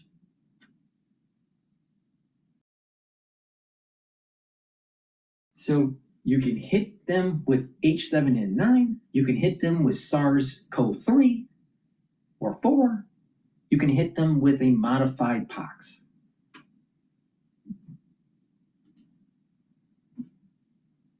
Its sovereignty, but it does oppose unilateral changes to the status quo from either side, I should note, going to what you said there, Ross. Earlier this year, though, the White House reportedly discouraged Taiwan's leader from visiting the US over the summer so as not to anger China. This was all happening during the trade wars between Washington and Beijing. So, Bill, that begs the question for many people. Would President Trump compromise Taiwan's territorial integrity, Taiwan's status quo, in order to maintain his relationship with China? I think, unfortunately, the bad answer to that is only President Trump knows that. But it might be different today than it is tomorrow. But I think in terms of U.S. posture over the last half century or more, they've always seen the status quo as integral to the American position in Asia. And I think from a defense and security perspective, maintaining Taiwan's self-rule is absolutely critical to U.S. national security in a global sense. That said, of course, President Trump has been consistent on two things throughout his career. One is he absolutely hates what he thinks of as unfair trade, and he blames China for that. But the other one is he absolutely hates foreign wars. So whether he would actually be willing to go to war is a moot point, I think. And whether he thinks he could do some kind of deal that would somehow avoid China getting into a war with China and getting some kind of good trade deal as he sees it from China, and that Taiwan ends up being the sort of the collateral damage to that deal. I don't think we can confidently say yes or no, but I think it needs to be factored into any kind of consideration of this three-way relationship between China, the US, and the leadership in Taiwan. Ross, how do you see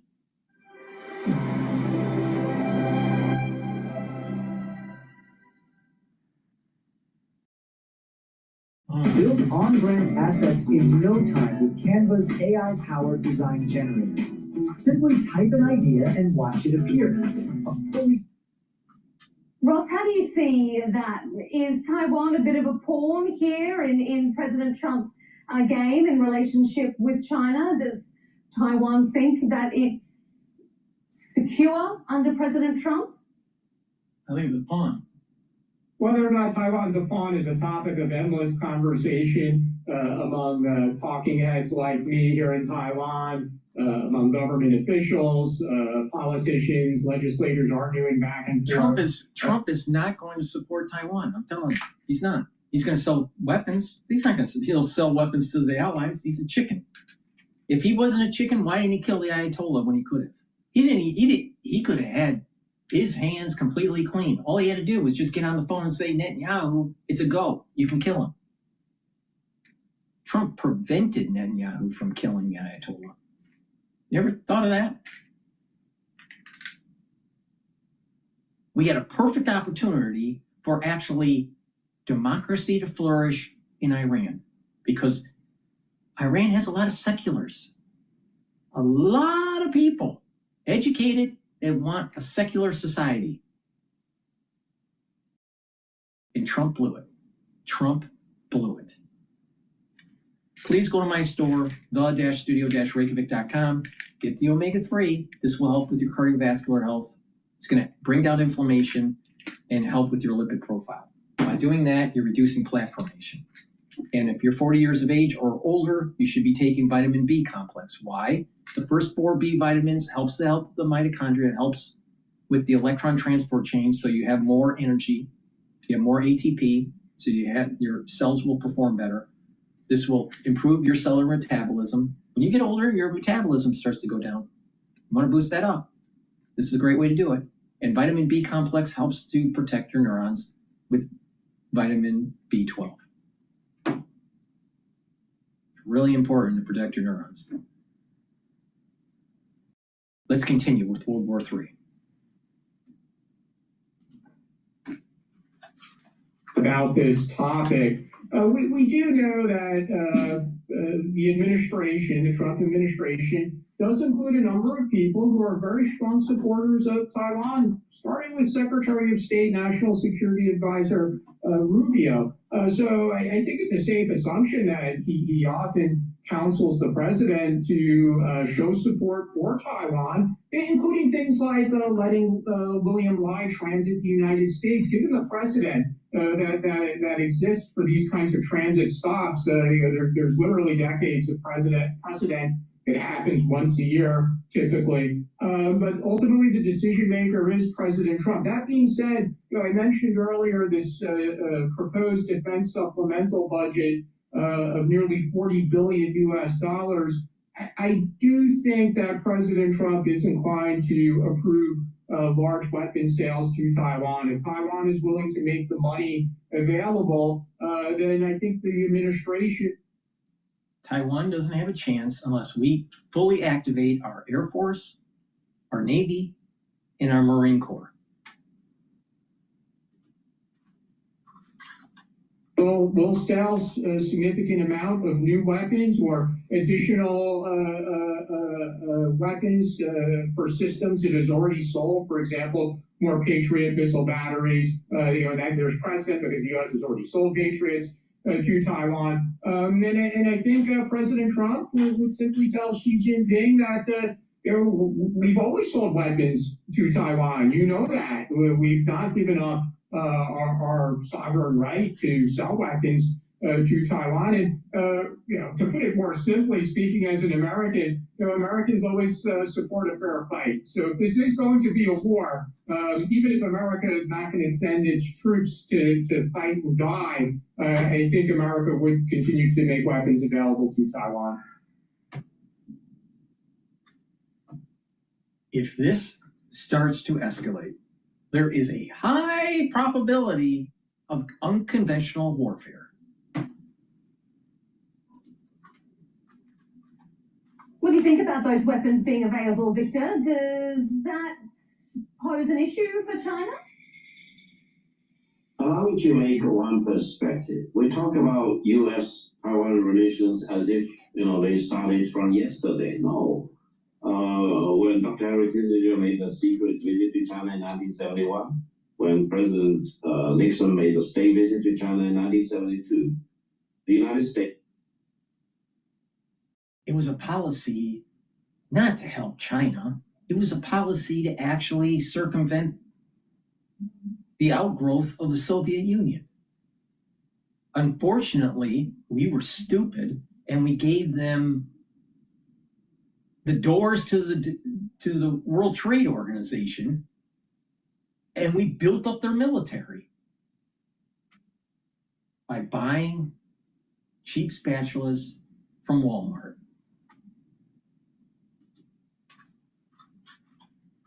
Had diplomatic relations with the Republic of China in Taiwan, and the United States and Taiwan, or the Republic of China, had a defense treaty. And the United States stationed tens of thousands of military troops in Taiwan in order to normalize relations with the People's Republic of China. The United States broke off all these points. They decided to withdraw all the U.S. troops stationed in Taiwan back out of Taiwan. They broke off diplomatic recognition with Taiwan. They even rescinded the U.S. ROC Defense Treaty, which was a domestic law in the United States. They did all the impossibilities in order to do what? To normalize relations with the People's Republic of China. Now, yes, of course, the United States is still supplying weapons to Taiwan, but do you know where will be these weapons after the reunification? Most of these weapons, if not destroyed, will be on display in a military museum, either somewhere in Taiwan or in mainland China.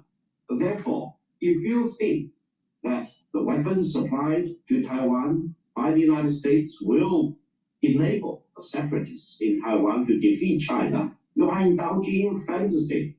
The United States publicly acknowledges, in terms of a conventional weapon, the Chinese conventional weapons are not inferior to the United States. They are actually, in many cases, already superior to the U.S. weapons. In terms of other weapons, China's weapons are ahead of the United States. For example, President Trump is talking about F-47, for example, the sixth generation of the Phantom stealth planes. China is already producing two types of that from two manufacturers, one in Chengdu, the other one in Shenyang.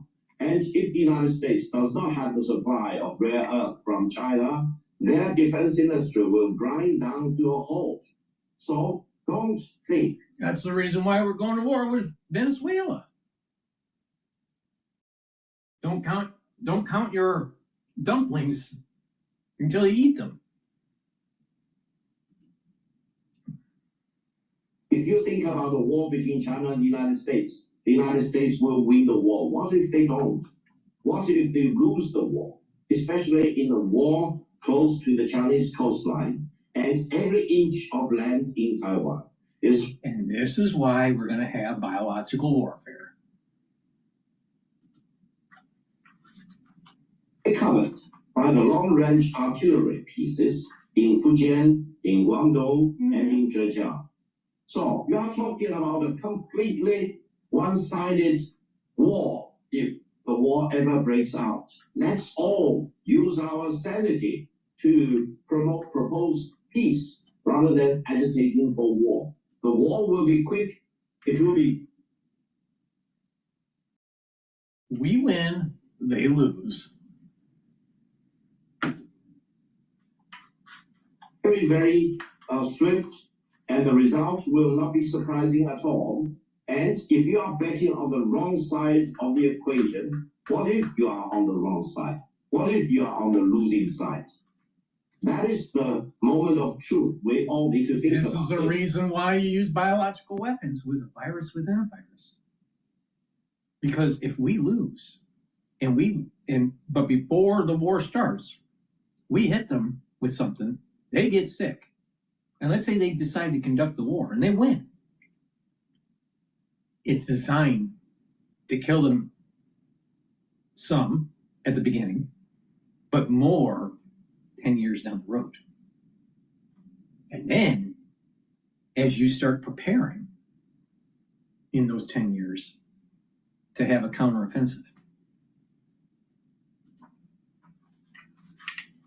And China will never take any military action unless it is fully believed, fully convinced it is on the right side of history. Okay. What will make China to reach that conviction? To achieve national unity is always the right thing for China to do. And to defend and preserve the victory legacy of the Second World War after defeating Japanese fascism is always the right thing to do. If you're a British or an Australian, don't forget all the atrocities and the crimes against humanity, against your nationals, and humanity as a whole committed by the Japanese fascism in the Second World War. We're going to come back to Japan in just a moment, but I want to bring our other two guests back in. Ross, it doesn't sound like China's not thinking about war. Come on, too many commercials. After doing an average of $1.167 million per month in the year of 2024, this is the one thing that I would focus on if I wanted to be a world-renowned healer. Please go to my store, the-studio-reykjavik.com. Take these supplements to help with brain function, but it's dual purpose. Vitamin C and magnesium will help with your skin, brain function, and boost up your immune system. Magnesium and zinc will help with brain function and boost up the immune system. Take them together for synergistic effects. Magnesium also improves the efficacy of vitamin D3. You should be taking this every day. By doing this, it's part of a larger protocol to slow down the aging process. But like I said, it's really important for brain function. Magnesium, take it every day, super important, especially as an aftershock from the crisis of 2020. Because people that are 40 years of age or older, about 30% of them are going to get early onset of dementia. There's three types. 70% of the 30% are going to get ischemic. Or about 75%, let's just say. 75% will have ischemic, so microbleeding and microclotting, and then slow brain death. About 24.9% will get amyloidosis, build up a plaque on your brain, all right? And there's going to be about 0.1% that get prion disease. Start protecting your neurons. Digestive enzyme complex. This will help reduce the load on your pancreas, help to digest carbohydrates, proteins, and lipids, help with that digestion. You'll get the proper absorption of your food. It's a great supplement. It also has bromelain in it, so it breaks up clots, and it has the proteolytic enzymes to break up glycoproteins. that's the reason why I told you to take it during the crisis of 2020. Because you got to get rid of those glycoproteins. Olive leaf extract, dual purpose, brings down inflammation, helps you to control your lipid profile, helps to bring down LDL levels, increase your HDL levels. When you do that, you have less plaque buildup. That's the reason why it helps with your cardiovascular health. But olive leaf extract, by bringing down systemic inflammation, will also help with your immune system. Take it every day. So a great stack. Digestive enzyme complex to break up your food, reduce less load on your pancreas. Olive leaf extract to help with your cardiovascular and your immune system. The magnesium and zinc and the vitamin C and magnesium with brain function and our immune system. Use discount 5, you get $5 off any order. You spend $100 or more, you get a free gift. Guess what? You're going to need the free gift for the winter season. Now let's continue as we march right into biological warfare.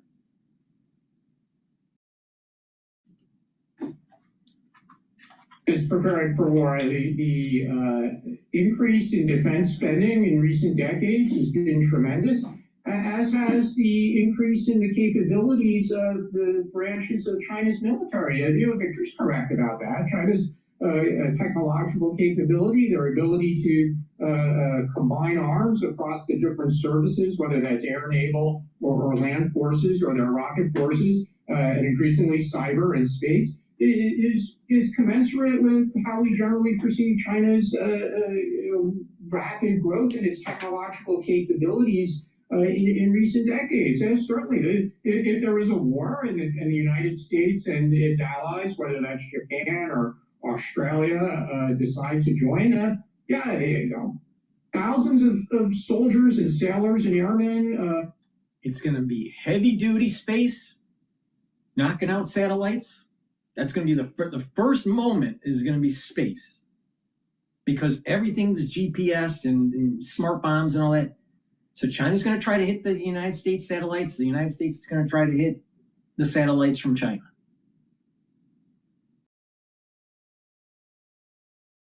There's very high probability of release of biological warfare by either side. And there's going to be heavy use of drones.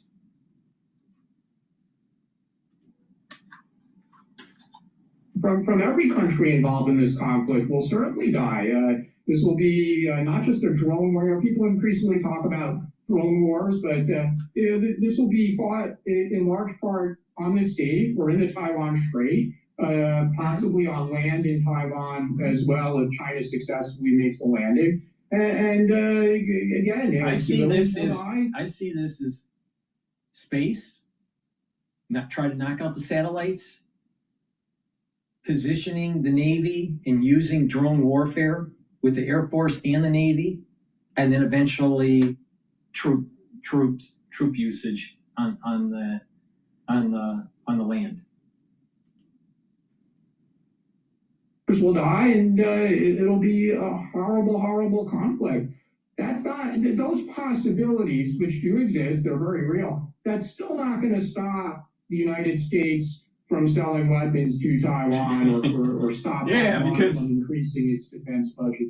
Those are just reality. You never mess around with the military-industrial complex, do you? Money to be made. These that are going to happen. Bill, you're shaking your head there. Do you agree? I mean, whether or not the US might step in and intervene, certainly not blinking an eye at supplying Taiwan with some of its most cutting-edge defenses. Yeah, I think the thinking from countries that are broadly supportive of the status quo is that they want to make war unthinkable. And if the more that they can bolster Taiwan's defenses and therefore make an invasion either a failure or too costly, for the People's Republic of China, then that's a way of preserving the status quo. So the more advanced weaponry that Taiwan has, the greater the numbers of drones, etc., will deter China. And this is really, I think, getting to this, idea, we're going back to Cold War deterrence here. It's really about, what can I do to inflict damage on you that will stop you doing something that I don't like? It's pretty bare knuckle stuff, really. And when you hear Victor using this 1930s language about, invasions and acquiring, using force against neighbors and all the rest of it, then, it kind of just brings home, the urgency, I think, that people, that countries, the leaderships feel about the necessity of maintaining the status quo in East Asia. Victor, President Joe Biden. Imagine being able to build an app with your name on it just by thinking about it. Meet Base 44, a complete AI creation platform. Victor, President Joe Biden explicitly pledged several times during his term in office to come to Taiwan's defense if war erupted.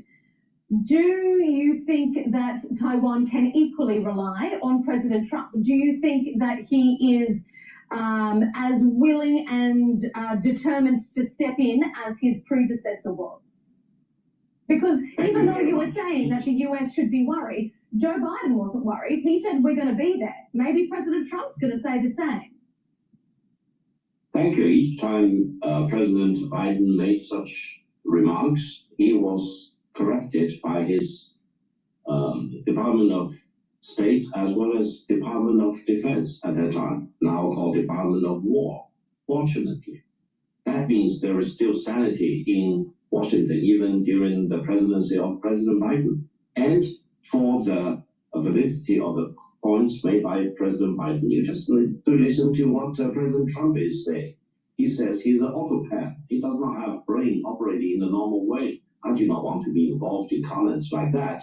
But allow me to say, whether the US president decides to be involved or not, the United States will not win that combat if it ever happens across the two sides of the Taiwan Strait. Therefore, to think about providing more weapons to Taiwan so they can deter China's reunification is indulging in fantasy. That sounds to me as a recipe for ripping off Taiwan by charging them billions of dollars by selling arms, which will not turn out to be effective at all. Why? Why do I say this? If you assume there will be a war between China and the United States, does the United States have full confidence it will win the war? No. There is no such confidence. I agree. I agree with them on this. There's no guarantee that we'll win. There's a good possibility we'll lose. Usually, superpowers, when they're indebted like we are, and they go to war, they can't afford it, and it weakens them, and eventually they're a declining empire. Just look at the UK. Look at what happened. It's the same issue. There's a high probability the United States loses. And that increases the probability of using unconventional means to try to even the playing field here. And this is the reason why I'm worried about biological weapon usage. We're probably going to see the use of biological warfare here.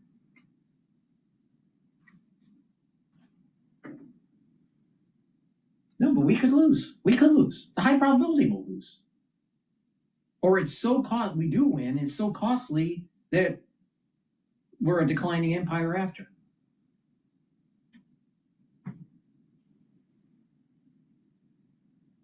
But it was hedge funds that sent FDI money to China. It was companies like Apple that built up manufacturing and built up China. And they built up their military to the point where it circumvents our hegemonic power. Now, let's just say we don't go to war with China and China just takes Taiwan. We lose the freedom of navigation through the 9-dash line. Hello? If we don't get engaged with this, we lose. If we get engaged, we could lose. If we win, we could still be a declining empire. Thank you, America, for being so indebted. Thank you, America, for printing a bunch of fucking money that we shouldn't have printed during COVID. Thank you, America, for printing and bailing out banks because of Lehman. We should have let them fail. Thank you, America, for having a 20-year war fighting people that are in the Stone Age. Post 9/11. This is the problem that we have. So we might have to do unconventional means to try to get ourselves out of this mess that we're in financially.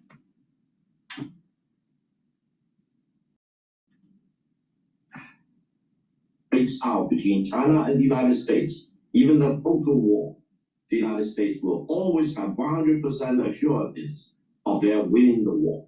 Therefore, why do you want to believe that Taiwan, which is part of China, and the United States fully recognizes this one China policy, wants to supply weapons, and they will believe that Taiwan, with these weapons, will be able to hold off China if China wants to exercise its legitimate right of achieving national unity?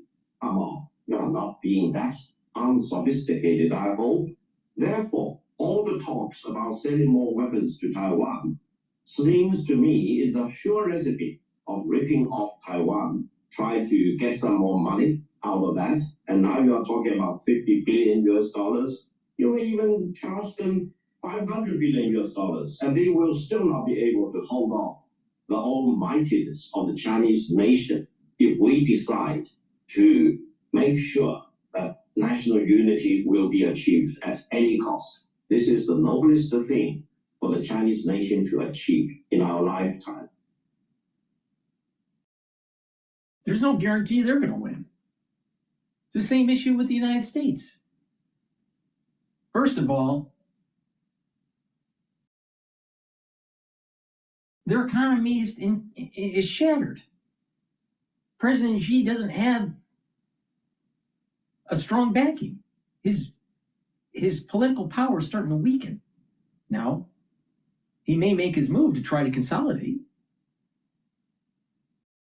So both sides don't have a guarantee that they're going to win. There's no guarantee. Most likely, both sides are going to be so crippled from the war effort that it's going to take decades to get out of this. But my concern is that the United States debt of $38 trillion, we couldn't afford a $10 trillion war, but that may be what it's going to take to win. You're worried about your price of eggs now? You're worried about your price of beef now? Just imagine what it'd be like if we had a $10 trillion war. So it goes back to maybe you have to use unconventional means and sicken your enemy. And maybe you have to do it in such a stage where you sicken them immediately, and then there's another hit 10 years later. So this is not really a war that's going to be just months or just a year or two, or conventional, like what's happening in the Ukraine. But maybe this is a little bit more sinister, where it's designed to be 10 or 20 years. Because think about it. How many years do you need to rebuild your population? 20. So you have a bunch of kids right after the war, and 20 years later, they can fight. So if you design something that weakens your enemy 15, 20 years, especially if it affects their birth rate or their immune system where there's cancers, and your population is fine, then you can build back up to do another hit.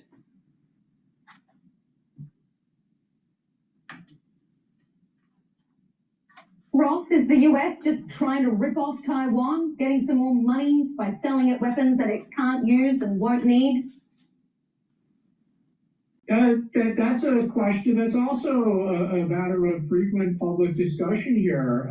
There are literally tens of billions of dollars of past U.S. weapon sales that have not been delivered. The Trump administration, in its first term, sold Taiwan 66 F-16 aircraft, for example. That sale was announced in 2019. The contracts were signed in 2020. The aircraft were supposed to be delivered by now, and they still haven't been delivered. And now there's talk about, well, maybe next year some of them will be delivered, but not all of them will be delivered next year. So it certainly is a source of frustration here, and it does give opponents to the defense spending a pretty potent talking point to say these weapons are expensive.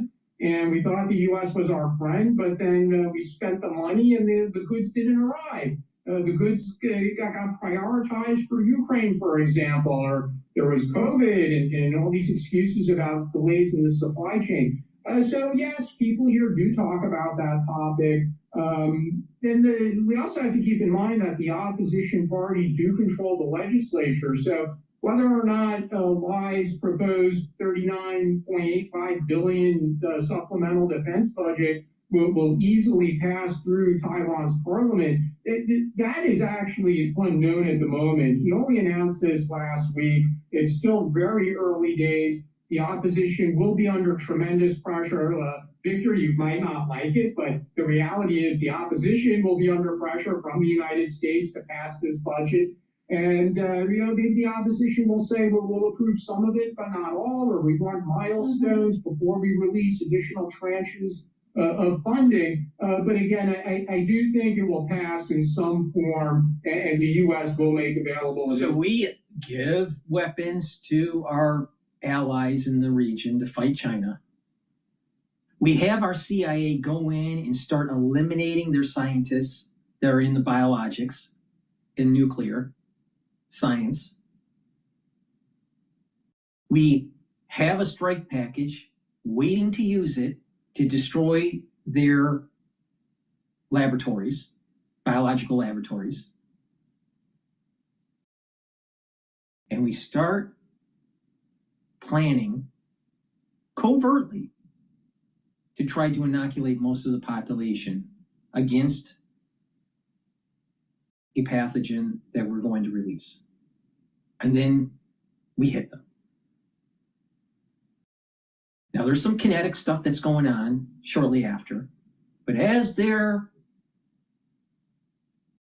population starts to weaken, they can't fight back because we already killed their scientists. All right. And now it adds to the probability that we maintain the hegemonic power. Now, let's just say that they go nuclear. Maybe they figure out what we did or whatever, and they go nuclear. And they have a 1.4 billion population, or 1.2 billion. Some people say it's a billion, or maybe just less than a billion, but they got way larger population than the United States. So let's just say 20 million people died, 30 million people died on their side with a nuclear detonation by the United States. And let's say we lose 50 million on our side, maybe more. And then 20 years later, there's another hit.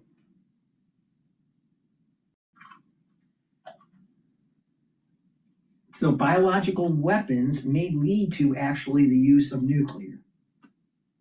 But if you don't do this, you don't have the opportunity to have your enemy weakened to be able to try to fight them in 20 years. So a war in Taiwan isn't a war just for Taiwan. It's like a 30-year war or a 20-year war. But it's not 20 years of activity. Kind of dies down and then ramps back up. Kind of about the 30-year war in Europe. You know, not every day was a war. Not every day was a battle.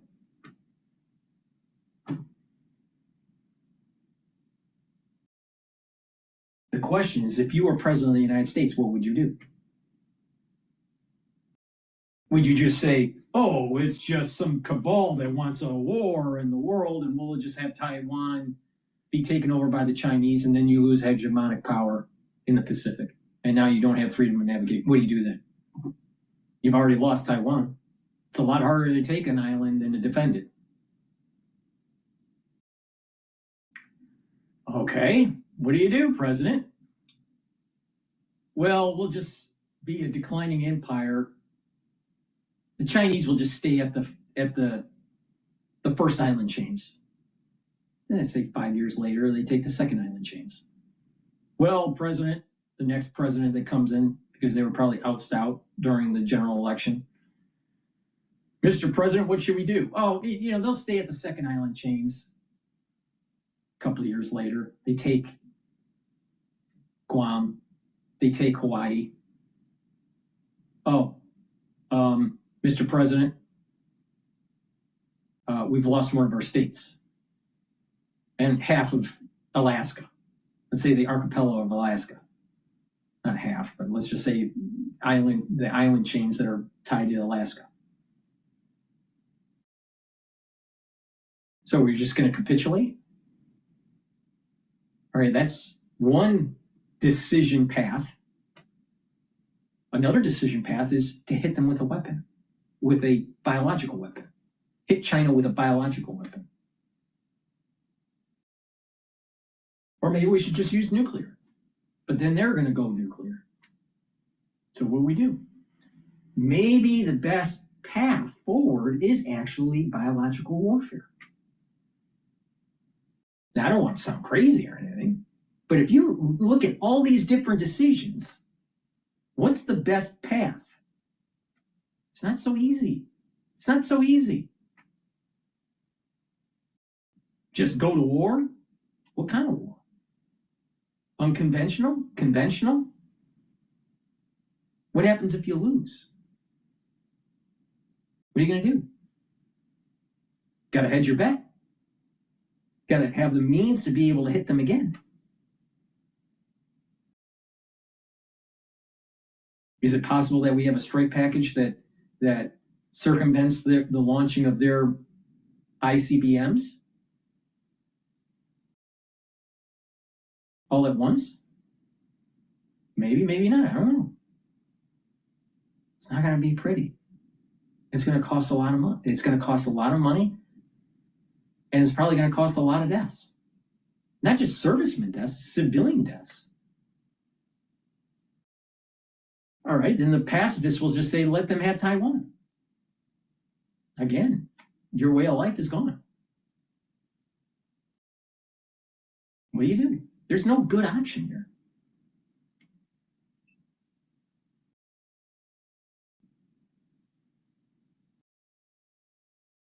And when all these things start to unravel and the economies start to get worse and all this, then it's a loss of constitutional freedom and it's a rise of tyranny. On both sides. It's going to be a rise of tyranny in China with a one-party system, and there's going to be a rise of tyranny in the United States.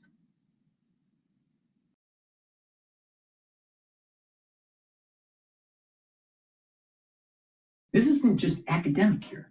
There's something starting to emerge that's very dangerous. And it goes back to what I was saying on September 11th, 2026, there's going to be a curse on this earth. It's not going to be pretty. And it's looking like this is how it's going to manifest. What happens?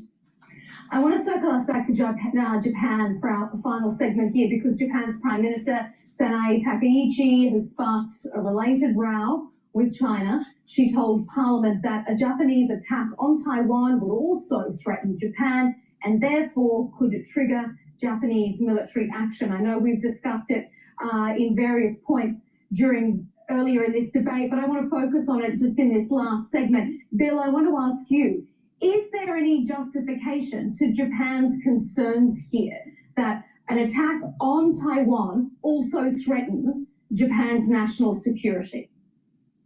Of course. Well, it completely upends Japan's security position in East Asia. At the moment, all of the islands that are off China's coast are in effect, controlled by governments who have a friendly relationship with the US and are skeptical, let's say, of China. I apologize for intervening on this constantly, but thoughts come to my head here. And people would say, well, I don't want to get an inoculation just in case there's a biological war. Well, there are means to inoculate you without you even knowing it. Like in your food, mosquitoes, lots of ways. They can inoculate you without you even knowing. Now, don't you think that the Pentagon, if they're going to do this, is going to use it covertly? They can't tell the public what they're doing before they launch a biological weapon on China. They're going to do it covertly. Now, they either as part of an inoculation program. Do you know who makes your inoculations? Do you know what they put in there? You don't know. What happens when it's taken over by the military? What if it already has? You just don't know. Oh, then you're just not going to go to CVS or Walgreens or your doctor. Okay, fine. You're going to stop eating?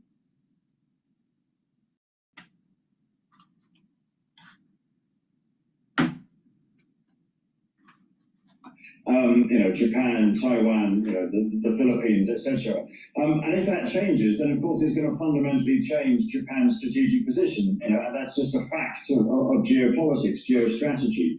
So therefore, it is going to critically affect Japan's security posture.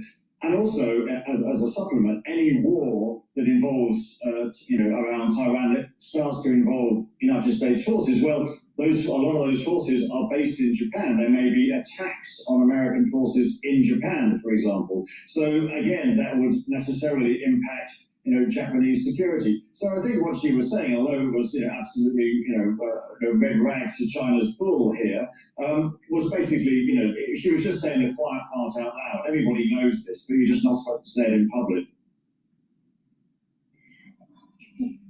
Heating companies get pissed when you do this, but they can't do a damn thing about it. This heater warms entire rooms in under 2 minutes, slashes heating bills by 90%, makes freezing homes comfortable instantly. It's already been sold out multiple times on Amazon and Walmart and all those other big box stores because it's been a top recommendation from energy efficiency experts. And now...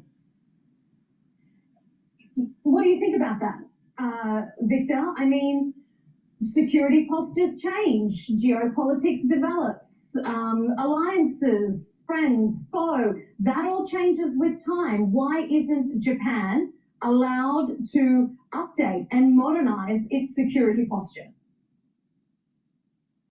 First of all, Prime Minister Takaichi's very outrageous remark is a very dangerous indication of neo-Japanese fascism and neo-Japanese militarism. Why?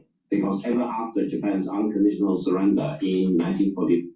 Why isn't the posturing of China some sort of neo-Soviet policy? This guy's stuck in 1949, 1948.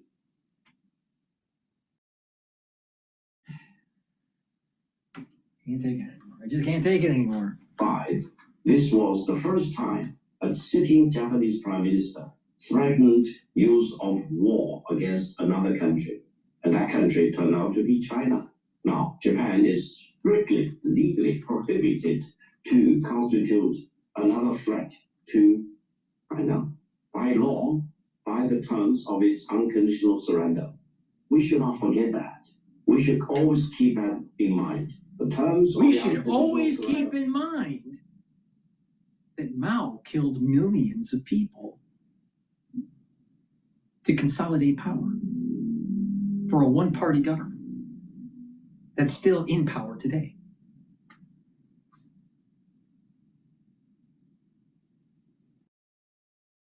We can't forget that. Japan wouldn't be the first country to change that. That was a long time ago, and what's been written in the UN doesn't necessarily is always adhered to. No, it's not a long time ago. Japan caused the loss of life, 35 million lives in China. China will never forget the atrocities and the crimes against What about the tens of millions that Mao killed?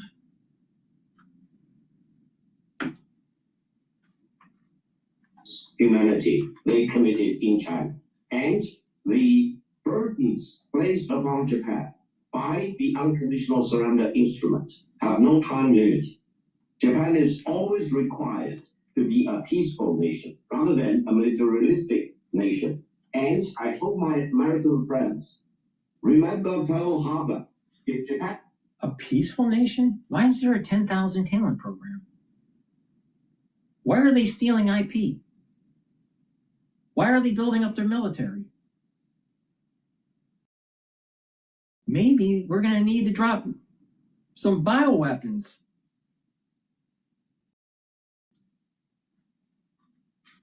betray its commitments it undertook as far as its unconditional surrender to China is concerned, they can easily betray the commitments they entered into vis-a-vis the United States. And they need to prepare for another attack on Pearl Harbor or anywhere else. Therefore, to make sure that Japan remains a pacifist country is an utmost important thing in this part of the world, and no country, no individual, including our two distinguished panelists here, together we are sharing this panel, should ever allow the danger of neo-Japanese militarism or neo-Japanese fascism to raise its dangerous head. Let's think about this. Let's think about this for a second. You have a Chinese official, think tanker, all right, saying we need to worry about neo-Japanese imperialism with Hello Kitty? Are you kidding me? Are you kidding me? Japan is the land of Hello Kitty. What the fuck?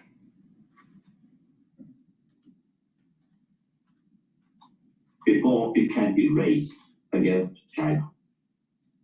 Ross, is Japan more of a waterproof knit shoe that's comfortable and doesn't look ugly? I thought it was a scam. These are Vestas. They make these incredible waterproof shoes, not just water resistant. Ross, is Japan more of a threat in the region than China is? Japan's security concern, first and foremost, is to defend the Japanese homeland. Frankly, I was a little critical of the reaction here in Taiwan to Prime Minister Takaichi's remarks, because there were many people here who took it as a commitment to come to fight for Taiwan, which is not really what she said. The most basic essence of what she said was, if there is a conflict between China and Taiwan, it is, of course, a security risk to Japan. And that's true, as Bill pointed out. And they would be on alert. They would be watching. They may have to evacuate Japanese nationals from Taiwan if there's a war, and they would be using their military resources, understandably, to do that. But she didn't specifically say that Japan will come to Taiwan's military assistance in the event of a conflict. But unfortunately, I think a lot of people here in Taiwan reacted that way. And there were Taiwan politicians putting photos on social media of themselves eating Japanese seafood and saying, oh, we should all go visit Japan because Chinese tourists aren't going to Japan. I thought that was a bit of a silly overreaction here in Taiwan. But as far as how the rest of the region views Japan's increased military spending in recent years and going forward, China is certainly critical of that, but we really don't see or hear a critical voice from other countries in the region. We don't see the ASEAN countries criticizing Japan's increase in defense spending, nor do we hear those countries criticizing Australia's increase in defense spending, or even the United States' increased interest in deployments in this part of the world as well. So to answer your question, no, we don't hear that message coming from ASEAN countries, for example. Allow me to make a point. Yes. Before the surprise attack on Pearl Harbor, not many people in the United States were critical of what the Japanese government was doing at the time. But then Pearl Harbor happened. So the fact that not many people are critical of what Japan is doing doesn't mean that they are doing the right thing. You need to put it in historical perspective. You need to realize that the current international order we are living into was more or less started in 1945 upon the unconditional surrender of Japan. Japan is the land of Hello Kitty. Also, what's different today versus back then is the United States has bases in Japan. So the United States is heavily in control of what is going on militarily for Japan. I don't think they'll do anything unless the United States knows about it and approves it. That was not the case in World War II. Please go to my store, the-studio-reykjavik.com. After listening to this and the rhetoric I just said, you probably won't be able to sleep. Get Goodnight Formula. This has tryptophan, melatonin, GABA, and passion flower. They'll allow you to get into 3 to 5 cycles of REM sleep and deep sleep. When you get those cycles of deep sleep and REM sleep, you'll be able to consolidate memory, detoxify your central nervous system, and you'll be well rested so you can watch another episode of my show. Please go to my store, get the Goodnight Formula, take it every day. It'll slow down the aging process. And if you're 40 years of age or older, take Myotrol. This will help with the gene expression to build muscle and maintain muscle, to reduce atrophy. Many people, they just wither away, and then by the time they get into their geriatric years, they have no bone density, and they fall, and 2 weeks later, they're dead. Do some resistance training, take Myotrol, build muscle, build denser bones. Super important. There's polyphenols, flavonoids, and lignans. If you're an athlete, younger or older, you'll benefit from this also. It'll strengthen your musculature for your sport. So please go to my store, get the Goodnight Formula, and get the Myotrol. Use discount 5 to get $5 off any order. Spend $100 or more, you get a free gift until supplies last. You're going to need that free gift for the winter season. And go to my store before we have World War III. Okay, that is the Big Bang event. And we are all living in the overshadow of that Big Bang event. Now, if you want to change it, if you really want to allow the rearmament of Japan and the remilitarization of Japan, even if you are not fully aware of the consequences, you may one day be surprised. Look how many Australian soldiers were butchered by the Japanese military. Look at how many British prisoners of war were killed. Look at the long march of death. And look at all the atrocities they committed in the Philippines, in the ASEAN nations, in all the Pacific Islands against the Americans, for example. And do you think President Roosevelt said the wrong thing when he said Japan was the country of infamy? Today was the day of infamy. And the Americans will never allow another Pearl Harbor. Why? Because you should never think about the possibility of Japan betraying its commitments it entered when it unconditionally surrendered to raise its dangerous militaristic head in this part of the world. Because allow me to warn you, that moment will be a moment of destruction. That moment will herald in war, and that moment will also herald in the annihilation of Japan as a country, because they betrayed their commitments. They want to rearm, they want to reconstitute another threat to a country like China, and they will forfeit their right to live as a peaceful nation, as they committed to when they unconditionally surrendered to China in 1945.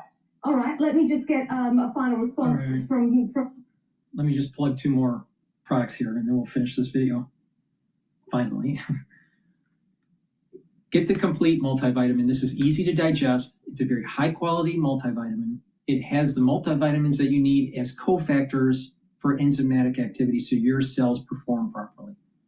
Get the complete multivitamin. It's part of the foundation of my anti-aging protocol. Because don't you want to live forever? So you can see World War III, 4, 5, and 6. And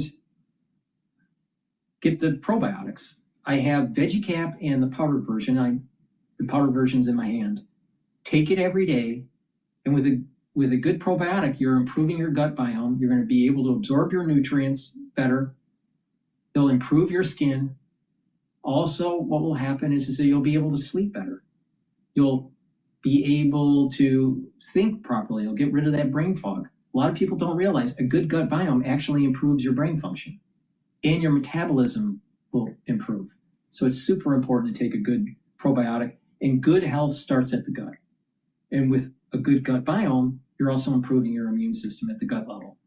So get the probiotic and the complete multivitamin. It's a great pair to start on your anti-aging journey and getting healthier. Because who knows, don't you want to be around to see World War X?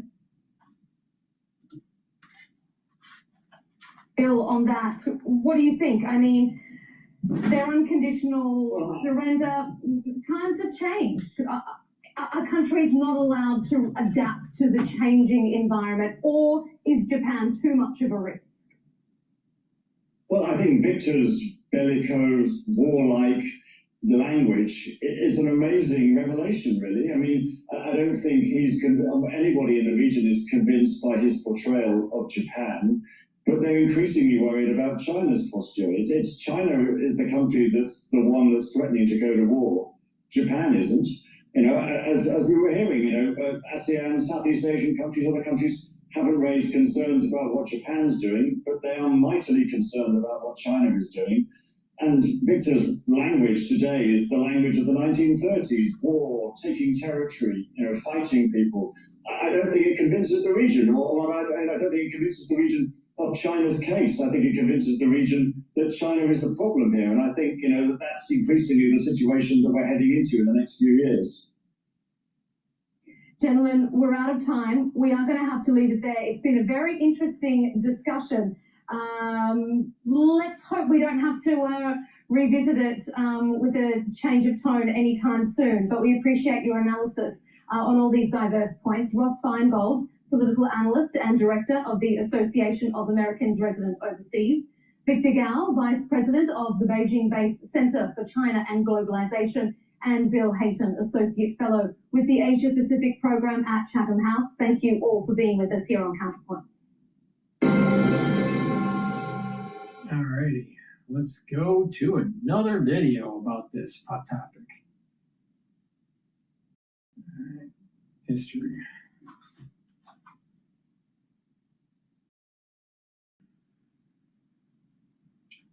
All right, let's listen to China in Focus. Now, I wouldn't be surprised if China in Focus is actually a CIA operation, but hey, we want to be fair and balanced, right? Please go to my store, the-studio-reykjavik.com, before World War III happens, and there's a nuclear detonation, you need to get a very high-quality deodorant. So please go to my store and get the citrus or the peppermint, lavender, and tea tree. This is dual purpose. It's going to make you smell good. It'll probably even reduce the sweat, the sweating from a nuclear war. And it's going to help with your immune system and your endocrine system because it helps to detox your body. All right, all kidding aside. Most deodorants are not as powerful as this. All right?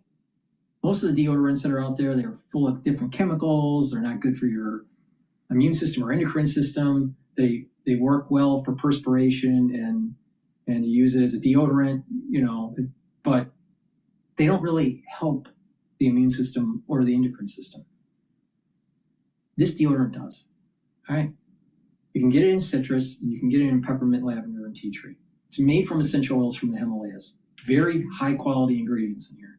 You can't get anything better. All right. Use it every day. And you're detoxifying your body. When you're detoxifying your body slowly by using this daily deodorant, you're helping your immune system and your endocrine system. It's for males and females. Use it every day. Get a couple bars for your household. It's very high quality. You can also use it as a gift. Please go to my store, use discount 5. You can save some money, all right? Before we have World War III. You get $5 off. It's discount, all caps, number 5, $5 off. If you spend $100 or more, you get a free gift till supplies last. But it's really important. If you buy products and you're investing in your health, you want it to be dual purpose. And that's the reason why I have so many different supplements that are dual purpose, right? So you get more bang for your buck. All right, let's listen to China Now. Or no, China in Focus.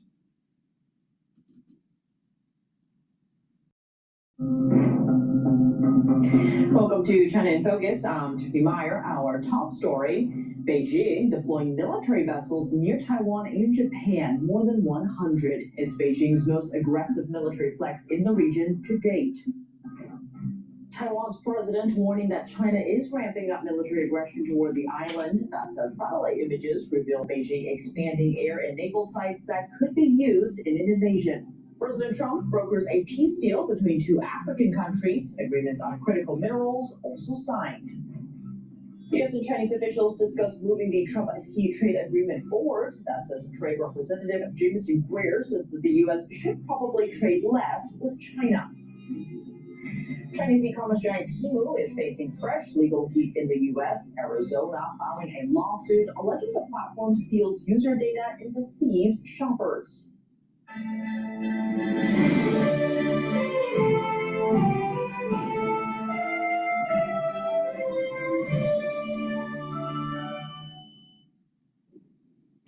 Concerns over China's military activities near Taiwan and Japan are rising. On Thursday, Reuters reported that Beijing was deploying military vessels in nearby waters this week, more than 100.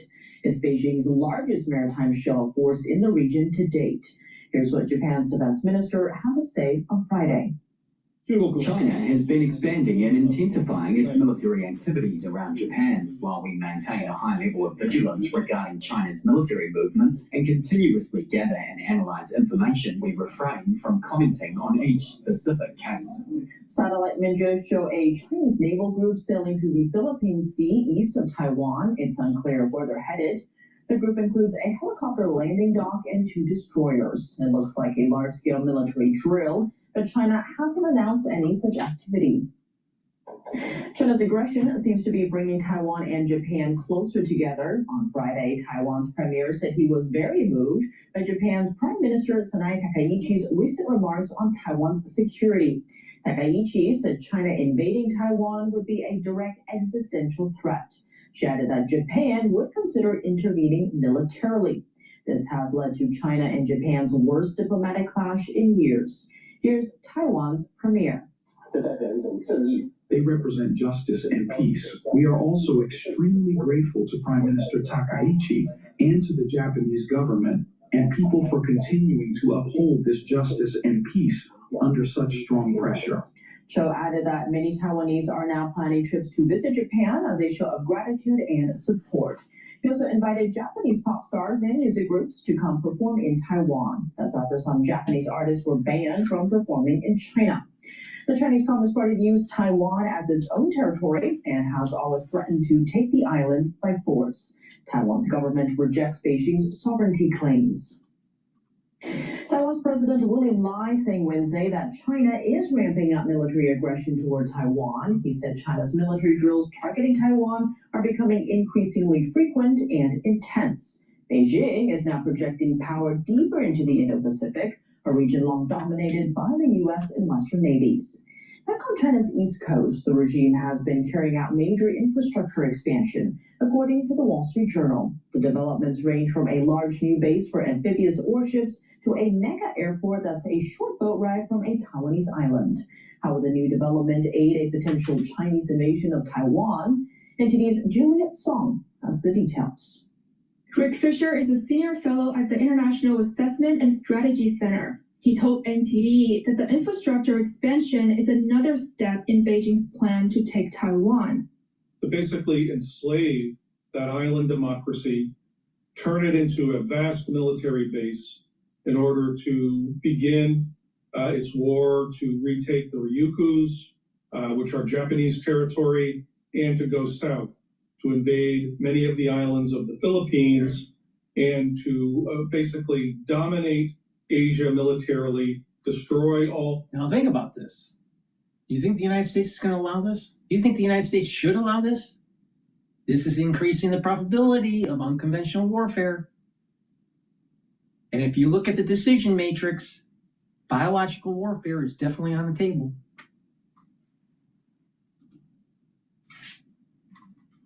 American military alliances in Asia and send the American military back to Hawaii. Just 5 years ago, this was a regular stretch of land in the district of Shanghai. Today, it's an amphibious base with a long pier and a helicopter runway. Shanghai and the Pudong area are going to be major logistics support and jump-off points for any maritime and airborne invasion of Taiwan. The base can accommodate ships capable of carrying 5,000 troops. Colin Coe, a maritime security expert, told the Wall Street Journal that the base's size suggests it's designed for wartime use. Further south, China has expanded a naval base in Yueqing Bay, adding new piers that can accommodate more ships. Nearby in Fujian province, directly opposite Taiwan, is a new helicopter base. Military helicopters taking off from this base could transport troops to Taiwan. It could also be used in an assault on Penghu Islands, a key Taiwanese archipelago. China has also expanded an international airport in Xiamen. The facility is a boat ride away from Kinmen, a frontline Taiwanese island. Another airport in the northern Taiwan Strait has built a new runway. This would allow more aircraft to operate there. Civilian airports can serve the military in wartime. Think refueling or launching military aircraft. President Trump facilitating a peace deal between the Congo and Rwanda. He also secured agreements on critical minerals and national security aimed at reducing dependence on China's rare earth supplies. Washington correspondent Mario Zhu has more. Today we commit to stopping decades of violence and bloodshed and to begin a new era of harmony and cooperation between the Democratic Republic of the Congo. President Trump hosting the leaders of the Congo and Rwanda here in Washington to sign what they're calling the Washington Accords. For more than 30 years, one of the worst conflicts on earth has been raging in eastern Congo. Millions and millions of people have been tragically killed, so many administrations have tried, and today we're succeeding where so many others have failed. These accords formalize the terms of an agreement made between the two countries back in June. The terms include a permanent ceasefire, disarmament of non-state forces, provisions for refugees to return to their homes, and justice and accountability for everyone who committed illegal acts. The agreement also includes critical mineral deals with the two countries. And we'll be involved with sending some of our biggest and greatest companies over to the two countries, and we're going to take out some of the rare earth and take out some of the assets and pay, and everybody's going to make a lot of money.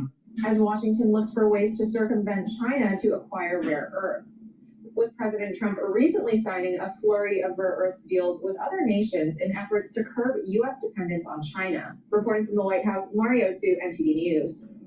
Top U.S. and Chinese officials spoke by phone on Friday. Treasury Secretary Scott Bessent and Trade Representative Jameson Greer had a video call with Chinese Vice Premier He Lifeng.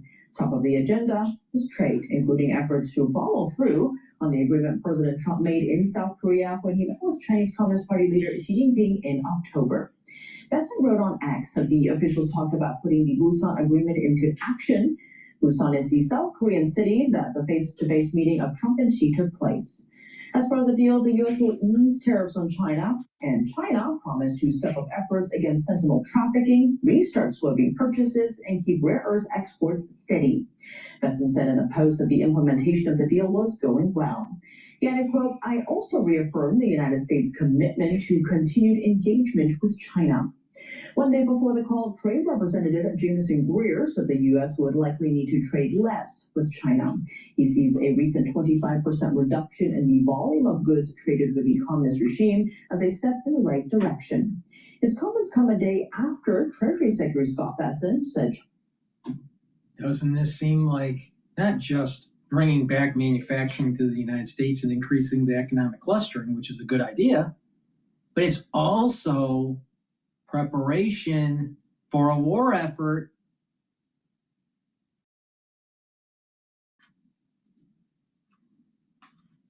Was ready to honor its trade commitments, including the purchase of 12 million metric tons of soybeans. New legal trouble for Chinese e-commerce giant Temu. Arizona is suing the online retailer over alleged data theft and consumer deception. State Attorney General Chris Mays has filed a consumer I mean, why not? It's China. Please go to my store, the-studio-reykjavik.com, and get the heirloom barley. This will help to detoxify your body, bring down inflammation, and soak up free radicals. When you do that regularly, you're slowing down the aging process, you're boosting up your immune system, you're helping your endocrine system, and by bringing down inflammation at the vascular level, you're reducing plaque formation. Bringing down inflammation at the brain level, you're helping the health of your neurons. Chronic inflammation at the neuron level will degrade the myelin sheath, and guess what? When that happens, you think slower, you lose memory. Bring down inflammation. It's really important. It's a cornerstone of slowing down the aging process.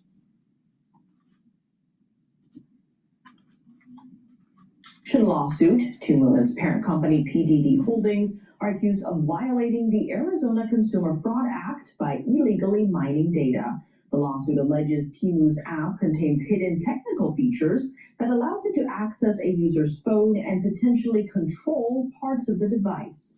Temu is also accused of misleading shoppers with fake reviews and knockoff products. The suit claims Temu has counterfeited some of Arizona's best-known brands, including Fender guitars and Arizona Cardinals football gear. Chinese AI tool DeepSeek has a built. They were messing around with Fender guitars? That's unacceptable.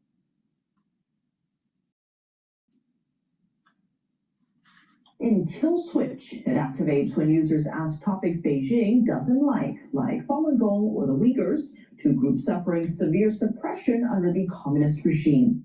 A new cybersecurity report says when those terms are brought up, DeepSeek either refuses to help or, even worse, starts writing weaker code. Weaker meaning codes with serious security flaws that can make a computer more vulnerable to hackers. The report from CrowdStrike said, of course. We're talking about China here. But wait a minute. Isn't China in focus a CIA op? This bias shows up in DeepSeek's coding assistance, the tools developers use to speed up and debug their work. And that's risky. If people use that flawed code without realizing it, they could be opening themselves up to cyber attacks. The vulnerability is baked in. Next, we have the latest on the 3-week-long criminal trial of Linda Sun. Sun served as a senior aide to New York Governor Kathy Hochul and her predecessor, Andrew Cuomo. She was a trusted advisor on China affairs, but now she's accused of acting at Beijing's directive in exchange for financial kickbacks. Sun has pleaded not guilty. As the trial approaches its conclusion, court records show that Sun's attorneys filed a motion of adjournment 2 days ago. Prosecutors strongly opposed it, arguing it may cause a mistrial. Judge Kogan sided with the prosecutors and denied the motion. NTD's Flora Hua was at the court. Here's more.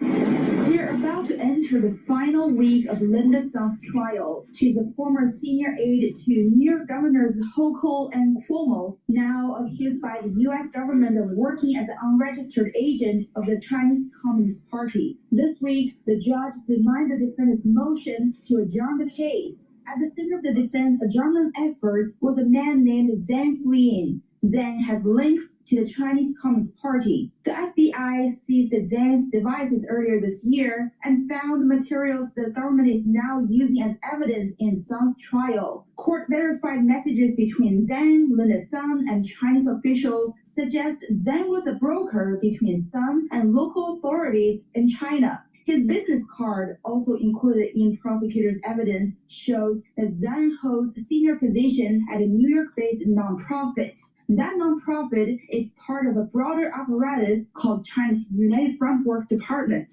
which the CCP uses to build relationships and achieve its goals overseas. Linda Sun's defense argued that they needed more time to review all the materials from Zhang Fuyin's devices, not just what the government provided, since Zhang won't be testifying in court.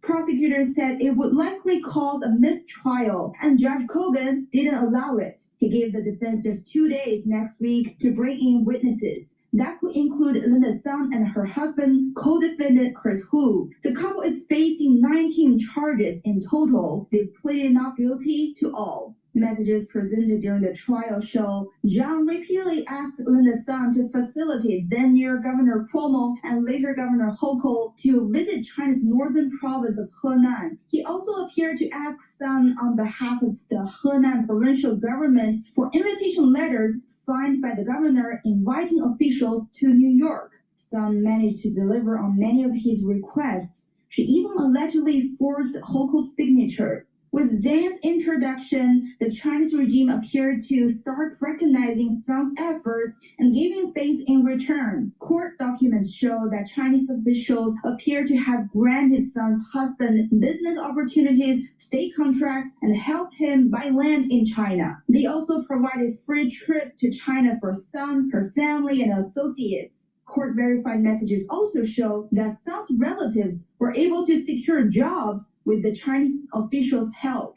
It seems Sun never reported any benefits she and her family enjoyed from China. That's according to evidence presented at the trial. The trial continues next Monday. Flora Hua, NTD News. Coming up, staying ahead of China in... Please go to my store, the-studio-reykjavik.com, and get the cleanse or the Max 35. Max 35 is 35 parts per million. Cleanse is 30 parts per million. You take it the same way. Take a teaspoon a day, every day. Swish in your mouth, gargle about 20 seconds, swallow. When you do this, this is going to boost up the health of your oral cavity, your oral pharynx, help to maintain a mucosal barrier, and to help the health of your epithelial cells in your oral pharynx. Super important. This will help to boost up the immune system. This is one of the pillars of my anti-aging protocol to slow down the aging process. If you are chronically sick, you age faster. If you mitigate that process and you're not as chronically sick, if you don't have the common cold all the time, you'll age slower. Do you ever watch people that are sick, even if it's just a common cold? They age faster. Their skin looks a little bit worse off. Their respiratory system isn't as strong. If you notice, their hair seems to age faster. If you look at someone that's chronically sick, because they have all that inflammation, they have other systems that are not functioning at an optimal level, you start to slow, they start to lose energy, they start to have a weakened immune system, and they build up free radicals and they're aging quicker. You want to stop that. So if you can boost up your immune system, soak up those free radicals, and bring down that inflammation, you're slowing down the aging process. It's pretty simple. But if you do it every day, voila, you get compound effects, and year after year after year, you don't age as fast. And when you don't age as fast, you don't have the methylation of your genes. Part of the aging process is the methylation of the genes where you don't get the proper gene expression. You, as an adult, have different gene expression than when you were a kid. As an early adult, you had a certain gene expression profile compared to you being in your 50s or 60s. But if you can soak up those free radicals, keep that inflammation down, boost up those energy levels, what will happen is that you'll have a better gene expression profile that's very similar to when you were younger. It's pretty simple stuff. That's the reason why I don't look like my age. Please go to my store and get the drops. Super important for the winter season. Very high quality. You can get them in blueberry, cherry flavor, and also honey and lemon. The moment you have that throat irritation, Mitigate the problem right away. Very high quality, get a few bags for your household. Use discount 5, you get $5 off any order. You spend $100 or more, you get a free gift until supplies last. What are you waiting for? World War III? Space is vital for economic and national security. This is the message from a hearing on Capitol Hill. Rare earth mining polluting Southeast Asian countries and threatening human lives. The ore is then shipped to China. French President Emmanuel Macron wrapping up his China visit without any major commercial deals. How Chinese leader Xi Jinping responded to what Macron asked for. More on that after the break here on China in Focus. Welcome back to China in Focus. I'm Tiffany Meyer. The latest on the space race between the United States and China. Lawmakers and experts stress that keeping ahead of China in space is vital for economic and national security. NTD correspondent Jason Blair has more from a hearing on Capitol Hill. The question we should be asking as we explore beyond the planet is, will humanity carry forward the American values of economic and political freedom, or those of the Chinese Communist Party? Members of the House Space and Aeronautics Subcommittee expressed the importance for the U.S. to stay ahead of China with space exploration and technology. The People's Republic of China, for which there is no distinction between civil and military space, knows that leadership in space has brought the United States invaluable geopolitical soft power, significant and beneficial international alliances, economic growth fueled by innovation. Chairman Mike Herodopoulos says China's objective is not to just keep up with the U.S., but to outpace, outmaneuver, and ultimately defeat the U.S. But America is not standing still. In my district, Kennedy Space Center, we surpassed 100 launchers just 2 weeks ago. China is not even close, with around 73 launches. Still, Beijing is pressing ahead.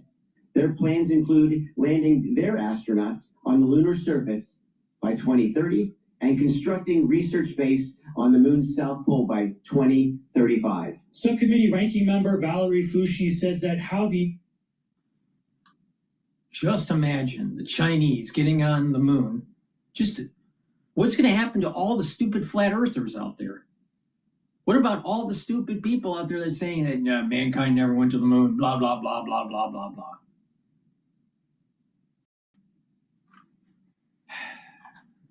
Part of the problem in the United States is we have a lot of stupid people.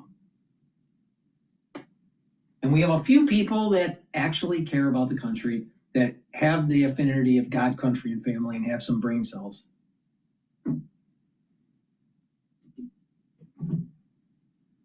Navigates China's ascending space capabilities today has an impact on every American. Our banking, communications, weather prediction, agriculture, natural resource management, and national security, for example, all rely on space systems. One expert witness says that space, from the Chinese Communist Party's view, boosts all parts of China's national power. Military, economic, diplomatic, political, scientific and technological, even cultural. Other experts shared their thoughts and recommendations. We have many advantages over the PRC, structural advantages that we can use to maintain our edge. But to do so, we need to start running. We're engaged not so much. Yeah, like maybe our high schoolers should be able to read. Maybe our high schoolers should be able to do some math. Maybe our high schoolers should be able to get off the couch.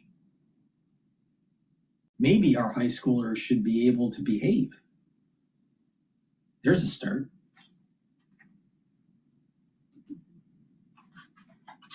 Space race, but a long-term, broad strategic competition. Every new space technology, skill, and industrial capacity acquired by the PRC will be used to provide the People's Liberation Army a battlefield advantage, as well as power civilian and commercial innovation and economic growth. Reporting from Washington, D.C., Jason Blair, NTD News. China sources. Another idea is maybe America should stop having so many fucking lawyers.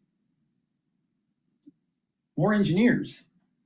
Ores from Southeast Asia, processes them and exports them to other countries, or instead chooses to weaponize them as leverage against the West. What does it mean for other Asian countries? Pollution from rare earth mining in Myanmar is tainting rivers in Southeast Asia, threatening farmers, fishermen, and entire ecosystems downstream. One study found more than 2,400 mines across mainland Southeast Asia, many of them illegal and unregulated, and they could be releasing deadly chemicals into the waterways. For most of her life, 59-year-old farmer Tip Kamlu has irrigated her fields in northern Thailand with the waters from the Kok River. It flows down from neighboring Myanmar before joining with the Mekong River that cuts through Southeast Asia. But authorities in April warned residents to stop using water from the Kok because of contamination concerns. Since then, Tip has been using groundwater to grow pumpkins, garlic, sweet corn, and okra.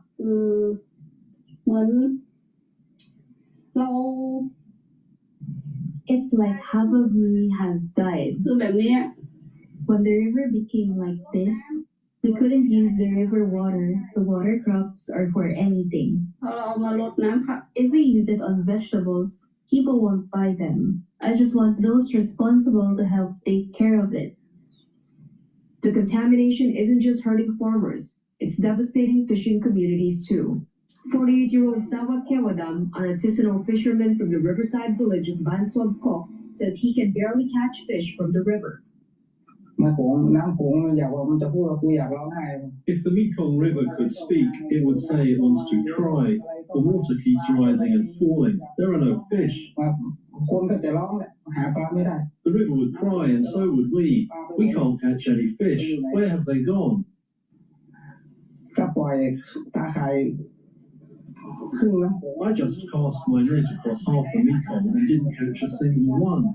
Before there were always some. Now where have they gone? A study by the US-based Stimson Center found mines across mainland Southeast Asia, many illegal and unregulated, could be releasing deadly chemicals like cyanide and mercury into rivers. Brian Eiler is a senior fellow at the center. This story started with the impacts of only 2 rare earth mines on the Kok River system. Those rare earth mines were in Myanmar. Our research is showing that there are scores of tributaries of major rivers like the Mekong, the Salween, the Irrawaddy, and rivers in Vietnam that are likely highly contaminated. And this story is not known, so the extensiveness and the scale is something that's striking to me. The emergence of new China-backed rare earth mines in eastern Myanmar initially set off concerns among researchers over the danger of downstream pollution along the Kok River. The Napan Fernrat is from the Thailand Science Research and Innovation. The arsenic that appears in the water comes along with rare earth minerals. These rare earth... Still think that an EV is better for the environment? Where do you think lithium's coming from?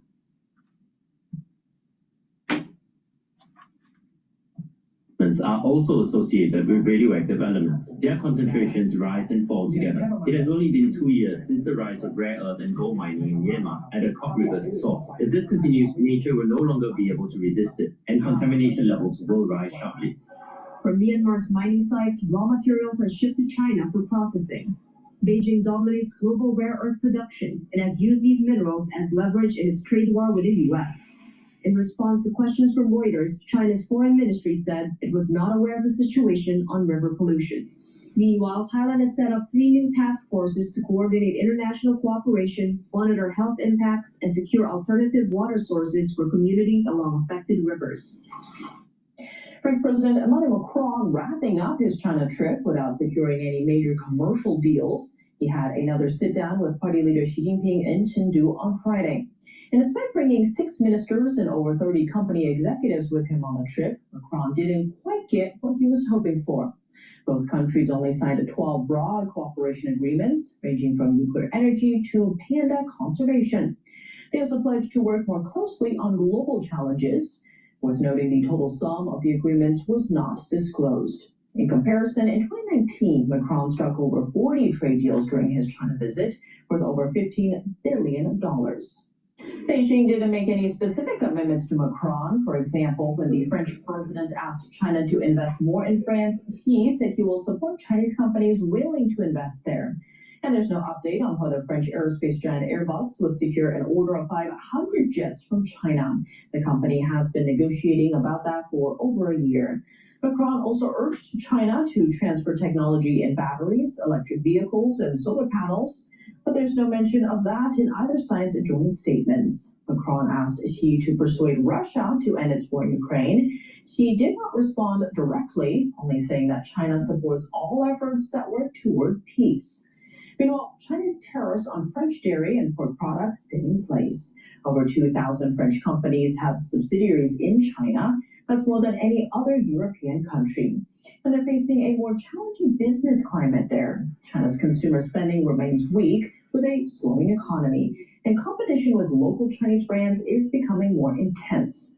That's all for today's China in Focus. I'm Tiffany Meyer. If you have any feedback on the show or have something you'd like to see us cover, send us an We're going to pivot over to Bloomberg. They're talking about Congress stumbles towards ACA deadline.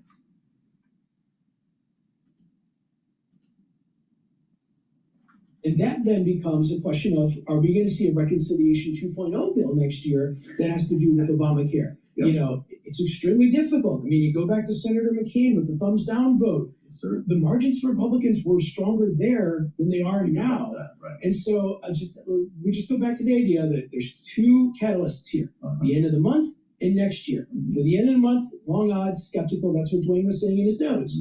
For next year, we'll have to see what happens because there's more time for the Republicans to stew on the idea and get something to the floor. Do you listen in on Dwayne's calls the way I listen in on your calls? Absolutely. You do, yeah. That's how you know what the buzz is, right? I've told you guys this before. We're all in the same row.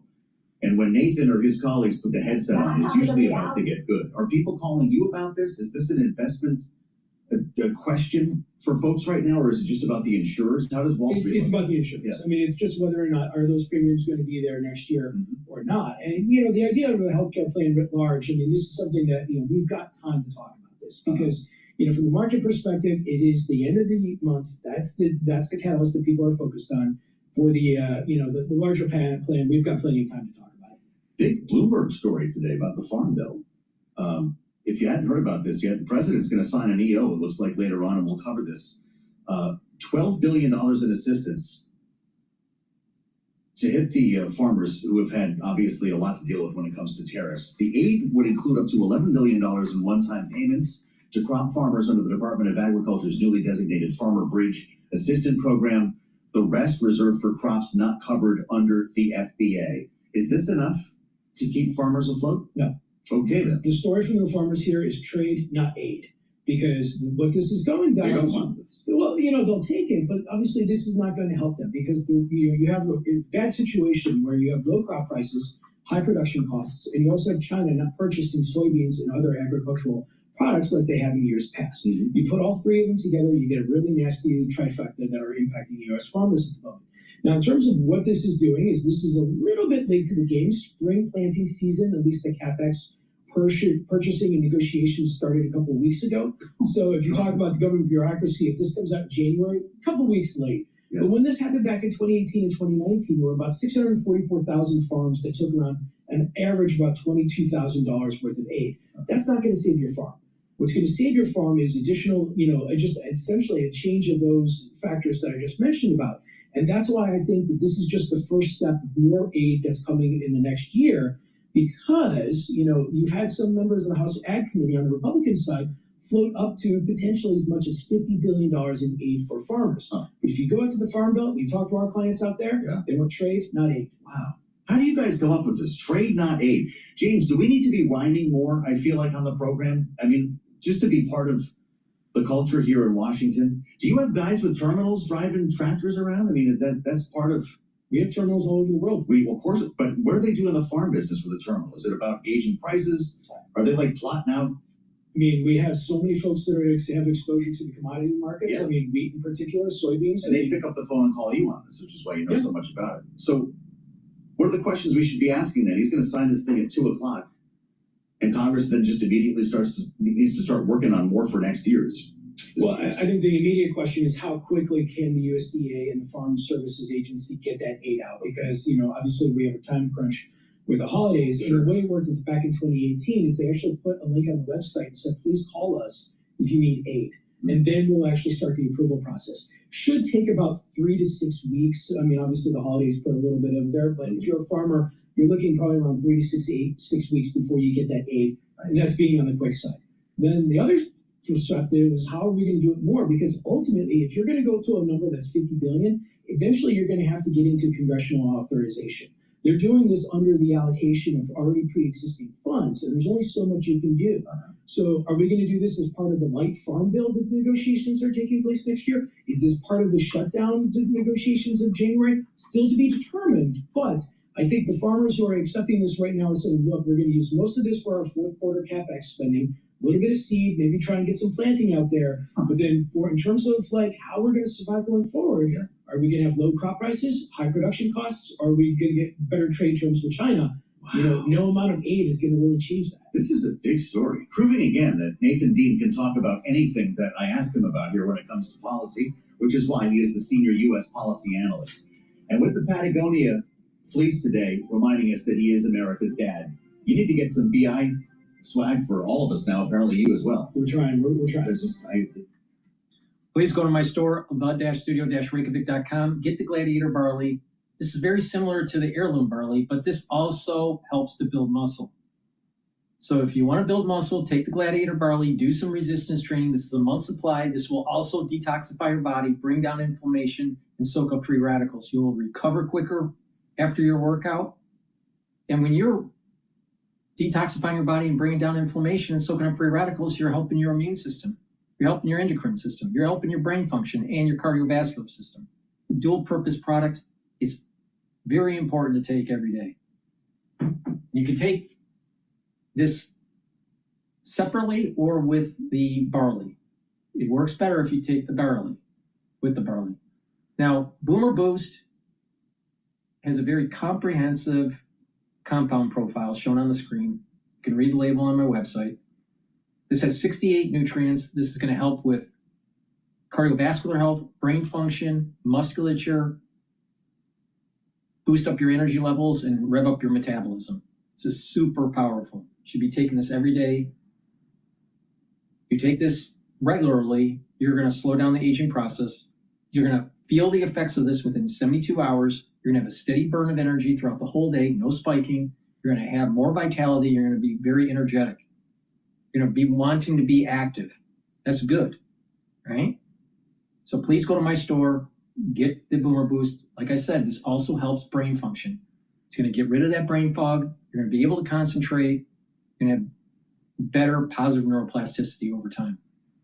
This is wonderful stuff. You can stack it with the Gladiator barley or the heirloom barley for max benefits. It's a great way to control your A1C levels. So please go to my store, get the Boomer Boost, get the Gladiator barley or the heirloom barley. All right. Let's listen into Jamie Dimon says, we'll get involved in the fight if Mondani harms New York City. Well, it's a little too late. And what I've noticed, as Mondani starts speaking, even though he hasn't taken the oath of office yet for the mayoralship of New York City, he's starting to have hubris. You're starting to see the tyrannical regime starting to move forward. That's what you get for a Marxist. For JP Morgan Chairman and CEO Jamie Dimon in an exclusive interview with me yesterday on AI investing and cryptocurrency, plus regulation, and also investing in the private credit space. We also talked about socialism coming to New York City, but we began by AI and jobs. Watch this.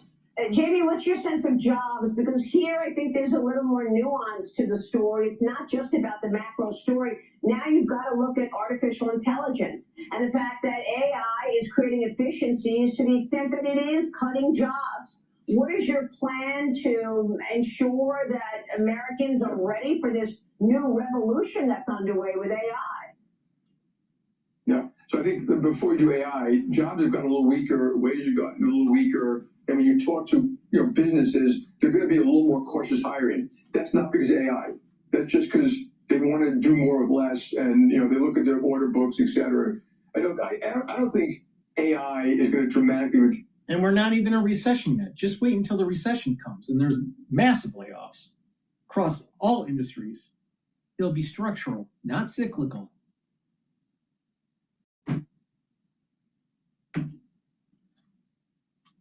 Jobs like it was unbelievably next year. I think AI is real. We've been doing it since 2012. We have 2,000 people doing it, 500 use cases. We have large language models inside the company that we're using in our own documents, our own processing and stuff like that. We use it for risk, fraud, marketing, design, note-taking, idea generation, error management. Agents are coming. And for the most part, AI is going to do great stuff for mankind, like tractors did, like fertilizer did, like vaccines did. They'll save lives. We'll be working, maybe one day we'll be working less hard, but having wonderful lives. So it'll cure a lot of cancers. It'll have composite materials. Now, of course, it needs to be properly regulated. There are downsides to AI, just like there are to airplanes, pharmaceuticals, cars. All things get used by bad people. So assuming that the government figured out some way to put guardrails around AI, but it will eliminate jobs. It doesn't. My energy bill dropped from $150 to $50 by doing this. My friends laughed at me when I spent $49 on a power saver device that could cut my. But it will eliminate jobs. That doesn't mean that people won't have other jobs. My advice to people would be, critical thinking, learn skills, learn your EQ, learn how to be good at a meeting, how to communicate, how to write. You'll have plenty of jobs. And if it does happen too fast for society, which is possible, we can't assimilate all those people that quickly. Like if you look at, what happened on farms and the internet and electricity, it took a while. This may be a little bit longer. It'll be a little harder to assimilate people. If we can't, we government and we the companies, society should look at how do we phase it in a way that we don't damage a lot of people. Like we should have done a little bit more on trade assistance years ago when you had a town that got damaged by the closure of a plant. And that you can do. You can, retrain people, relocate people. Blah, blah, blah, blah, blah.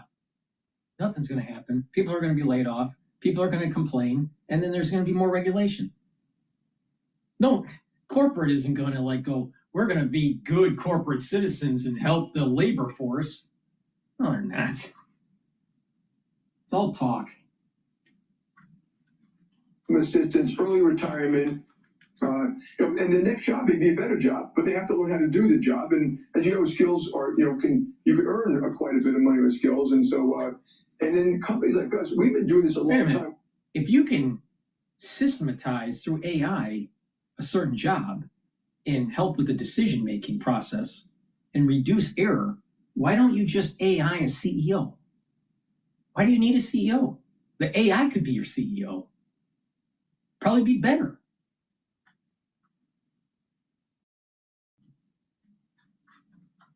What we call redeployment programs. We lose people because we close down, we go in, we look at a process, we go from 1,000 people to 400 people in a process. And almost always the 600 people are offered other jobs. They've got skills we like. They want to go, they could go and try other things. So I'm not afraid of it. We just maybe you're right, we should get ahead of it and maybe have some programs in place that can handle this if it starts happening too fast. I also don't think you're going to see it all happen this year. It isn't going to be like this year. If you look at this year, you have a huge amount of construction that needs to take place. And to do that construction. The foundation is being built to be able to rapidly deploy AI in the economy. It's going to take about 12 to 15 months. And then it's going to take some time to implement different processes within corporations. But when the recession hits and you start seeing 6, 7, 8% unemployment, not just for the youth, but for the overall economy, that's going to be structural. And then Congress is going to print more money. The Federal Reserve is going to print more money. Congress is going to just issue more freebies, more stimulus programs, more social programs that we can't afford. Inflation will go up. And it's just slowly get worse and worse and worse. And that's just AI. We're not talking about humanoid robots. Wait till that happens. And then you'll have further structural unemployment. But, why should he care? He's already a billionaire. roads and trucks and drivers. You need servers, you need fiber, you need all that. So it's going to cause probably more jobs in the short run in total. Yeah, I mean, we've talked about the fact that we're going to need more electricians and plumbers, and like you said, you know, those trade schools. But Jamie, I guess what I'm asking is, are we going to see any return on investment on all this money anytime soon? I mean, Jensen Huang told me that we're talking about trillions of dollars every year going into the build out of data centers. I mean, look at all these data centers that we have actually seen built in America. I mean, at this point, we've got about 5,000 data centers that have built for AI. When you add up all this money, all those trillions of dollars, where's the return on investment, Jamie? And when are we going to see it? Yeah. So I think I heard, I haven't read it yet, but I heard we did a research report about how much. It's $5 trillion, and that includes everything: the data centers, the servers, the chips. Wow. The fiber doesn't necessarily include the power plant or the transmission lines, but and then we were going through today, like where's the money going to come from? Public, private credit, specialized type of finance, asset-backed securities, and there's another report that does talk about what's the income that has to be paid to those users to make it worthwhile. So yeah, I look back at the internet a little bit. A lot went into it. There was a lot of success. A lot of people didn't make it. It turned out differently than people thought when it started. And I think you probably get some of that here. There will be big winners. You remember out of the internet, you got Google and Facebook and Amazon and tons of others and whole new technologies. But it took a while for some other things to come in, like the iPhone or something. So here, it will eventually pay off. Who pays off, who the winners are, who the losers are, which models win, which new chips. I'm not talking about the chips today, but the chips in 5 years. We don't know how it's all going to play out, but AI itself is real, and it gets. You actually look at the price of AI almost by the minute now, because you can actually buy a chip on time, like by the hour if you have to. So we'll see. We'll try to see how it plays out, but I think in total will pay for itself. Just fascinating. I know the hyperscalers have spent trillions already, but Jamie, how much are you spending on AI? Analysts tell me you spend about $18 billion a year on technology. Can you break it down and tell us how you spend that money? Yeah. So the 18 billion is, we call it 9 billion to run the bank. Think of the data centers, applications, networks, cyber, all the things we do just to run the bank. And maybe some number, not quite 9 billion, but like 9 billion is the future. That's new applications, new security protocols, new data centers, public cloud, private cloud. We use both the public cloud and the private cloud. We're reformatting all our data. You have to change the format of the data so it's usable by machine learning, generative AI, and other AI techniques, etc. That's all being done. We spend quite a bit of money doing AI. And it's not quite $1 billion. I said publicly somewhere too, but we think we have at least $2.5 billion of benefit from that, and that's on costs. Speed, lower fraud, higher prospecting, more efficient marketing, fewer customer errors. So it really is a very broad-based thing. We try to analyze. We don't analyze all of it because you can't tell it in some categories. And whenever we meet as a company, at any business, we sit around a table, we go through, and this has always been true. What are you doing to do a better job for your clients and the company in the future? And that's operations, technology, AI, process, procedures, obviously look at competitors, pricing, all these various things, but we're always trying to assess that.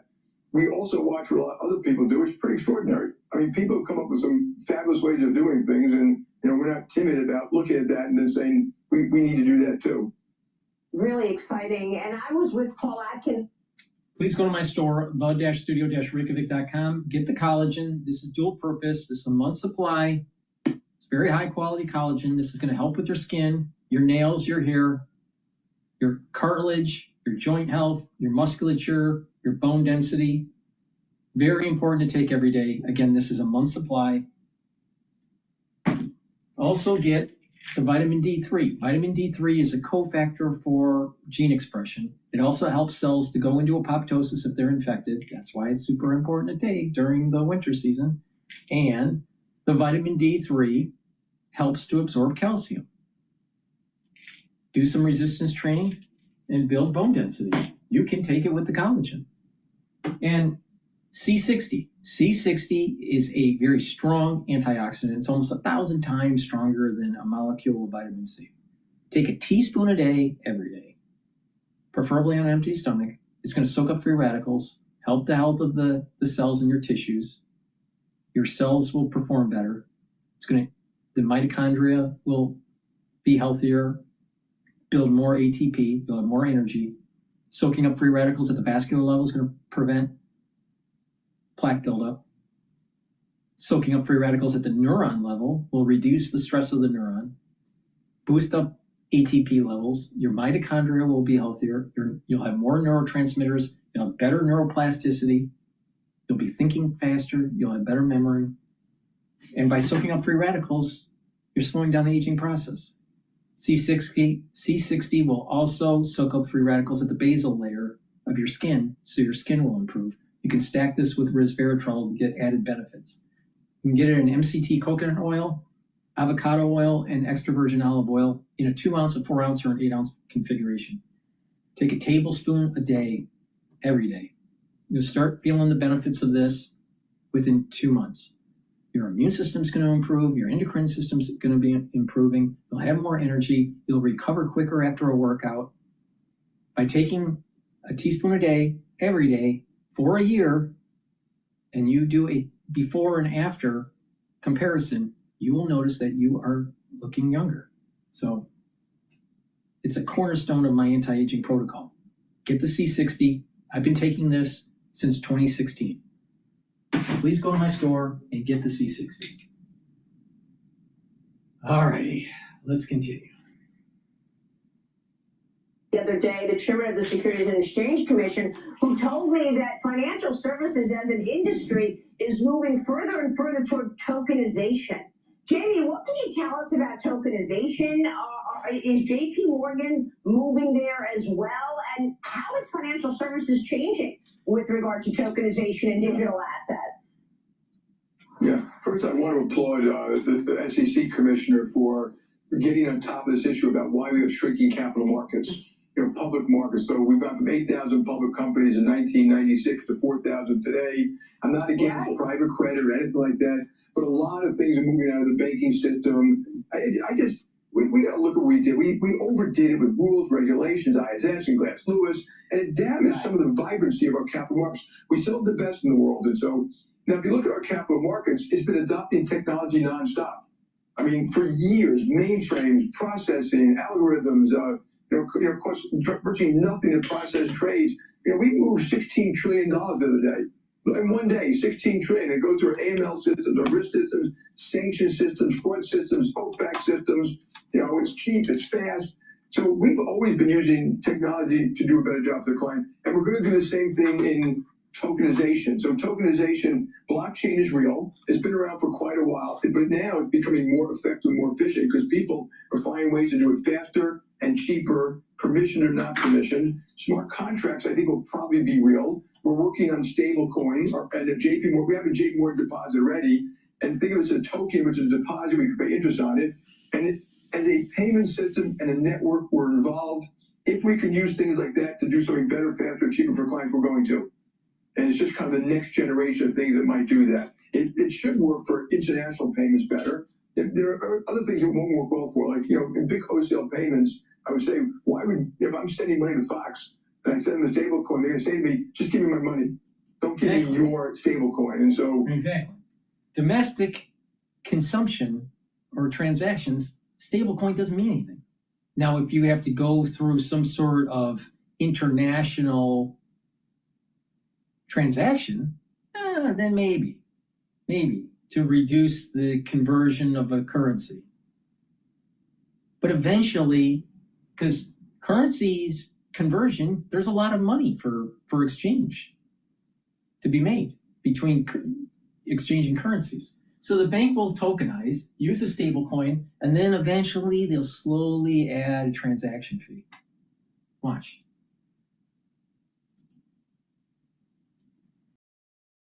But we'll work it through. To me, this technology goes to morph over time, and we will kind of want to be in the mix so we understand it, we utilize it. There may be industry or groups that do it like DTCC, where it needs to be interoperable. And it is also important for you and the people to understand that we need some kind of guardrails around it. Because when we do a lot of things, we have to follow rules and regulations and pricing and best price and best effort and AML, KYC, and this needs to have some of that too. So I think regulators and governments, they're all over the place in this, but at one point, hopefully they'll come up with rules and regulations that make it a rational, usable, fair product. Well, I mean, it takes me to regulation, which of course we're seeing rolled back in a number of areas, whether it be the Federal Reserve and what you hear Mickey Bowman talking about, or I mean, even today there was a rule that was rolled back, the rule that was rescinded from a 2013 regulation that severely impacted leveraged lending. And I'm wondering, now that that rule is being changed, does that help you get more aggressive against the private credit market to better compete against some of these non-banks that have been taking market share, like the Apollos of the world, Jamie? Yeah.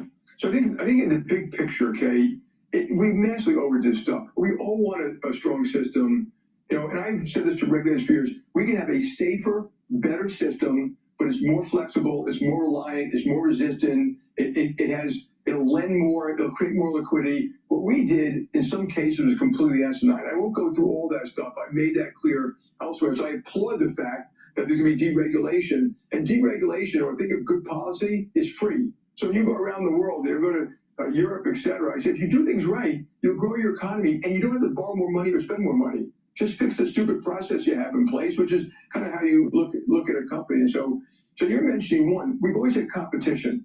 So we have this mosaic of a financial system. We've got private equity and hedge funds and private credit, and among banks, and among all those, there are good players and bad players. So it isn't really just us versus them or something like that. But I do think some of these regulatory stuff, including the leveraged lending rule, push some stuff out of the banking system. You may get more competition. When it comes to direct lending, some of these people are very good at what they do. There are reasons why people are using it, because the client wants it, and that's a pretty good reason sometimes.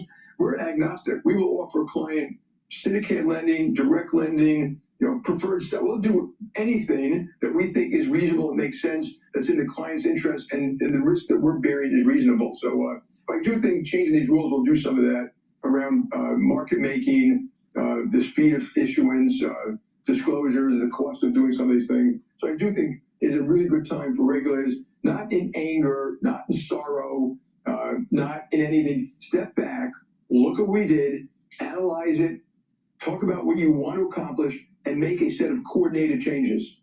And we haven't done that for 10 years. Unbelievable. Jamie, how's the consumer doing? Please go to my store, the-studio-reykjavik.com, and get the turmeric. Turmeric will bring down inflammation and soak up free radicals. It's great to boost up that immune system and help with your cardiovascular health. Ashwagandha root controls your cortisol levels and controls your blood glucose levels. When you do that, you're helping your cardiovascular health and your immune system. Lignans. Lignans soaks up free radicals, brings down inflammation. It helps the immune system and your endocrine system. Stack them together. It's a very powerful stack to boost up that immune system and help with cardiovascular health. And by doing this on a regular basis, you're going to slow down the aging process. So please go to my store, the-studio-reykjavik.com. Get the great supplements I offer. Make sure you use discount 5. I want you to save some money. Use discount 5, all caps, discount number 5. Get $5 off. If you spend $100 or more, you get a free gift until supplies last. That's the end of my broadcast. Pay attention to what's going on in the Pacific. China's aggressive behavior against Taiwan is something to watch. I'm very concerned about it. Thank you for listening and have a nice day.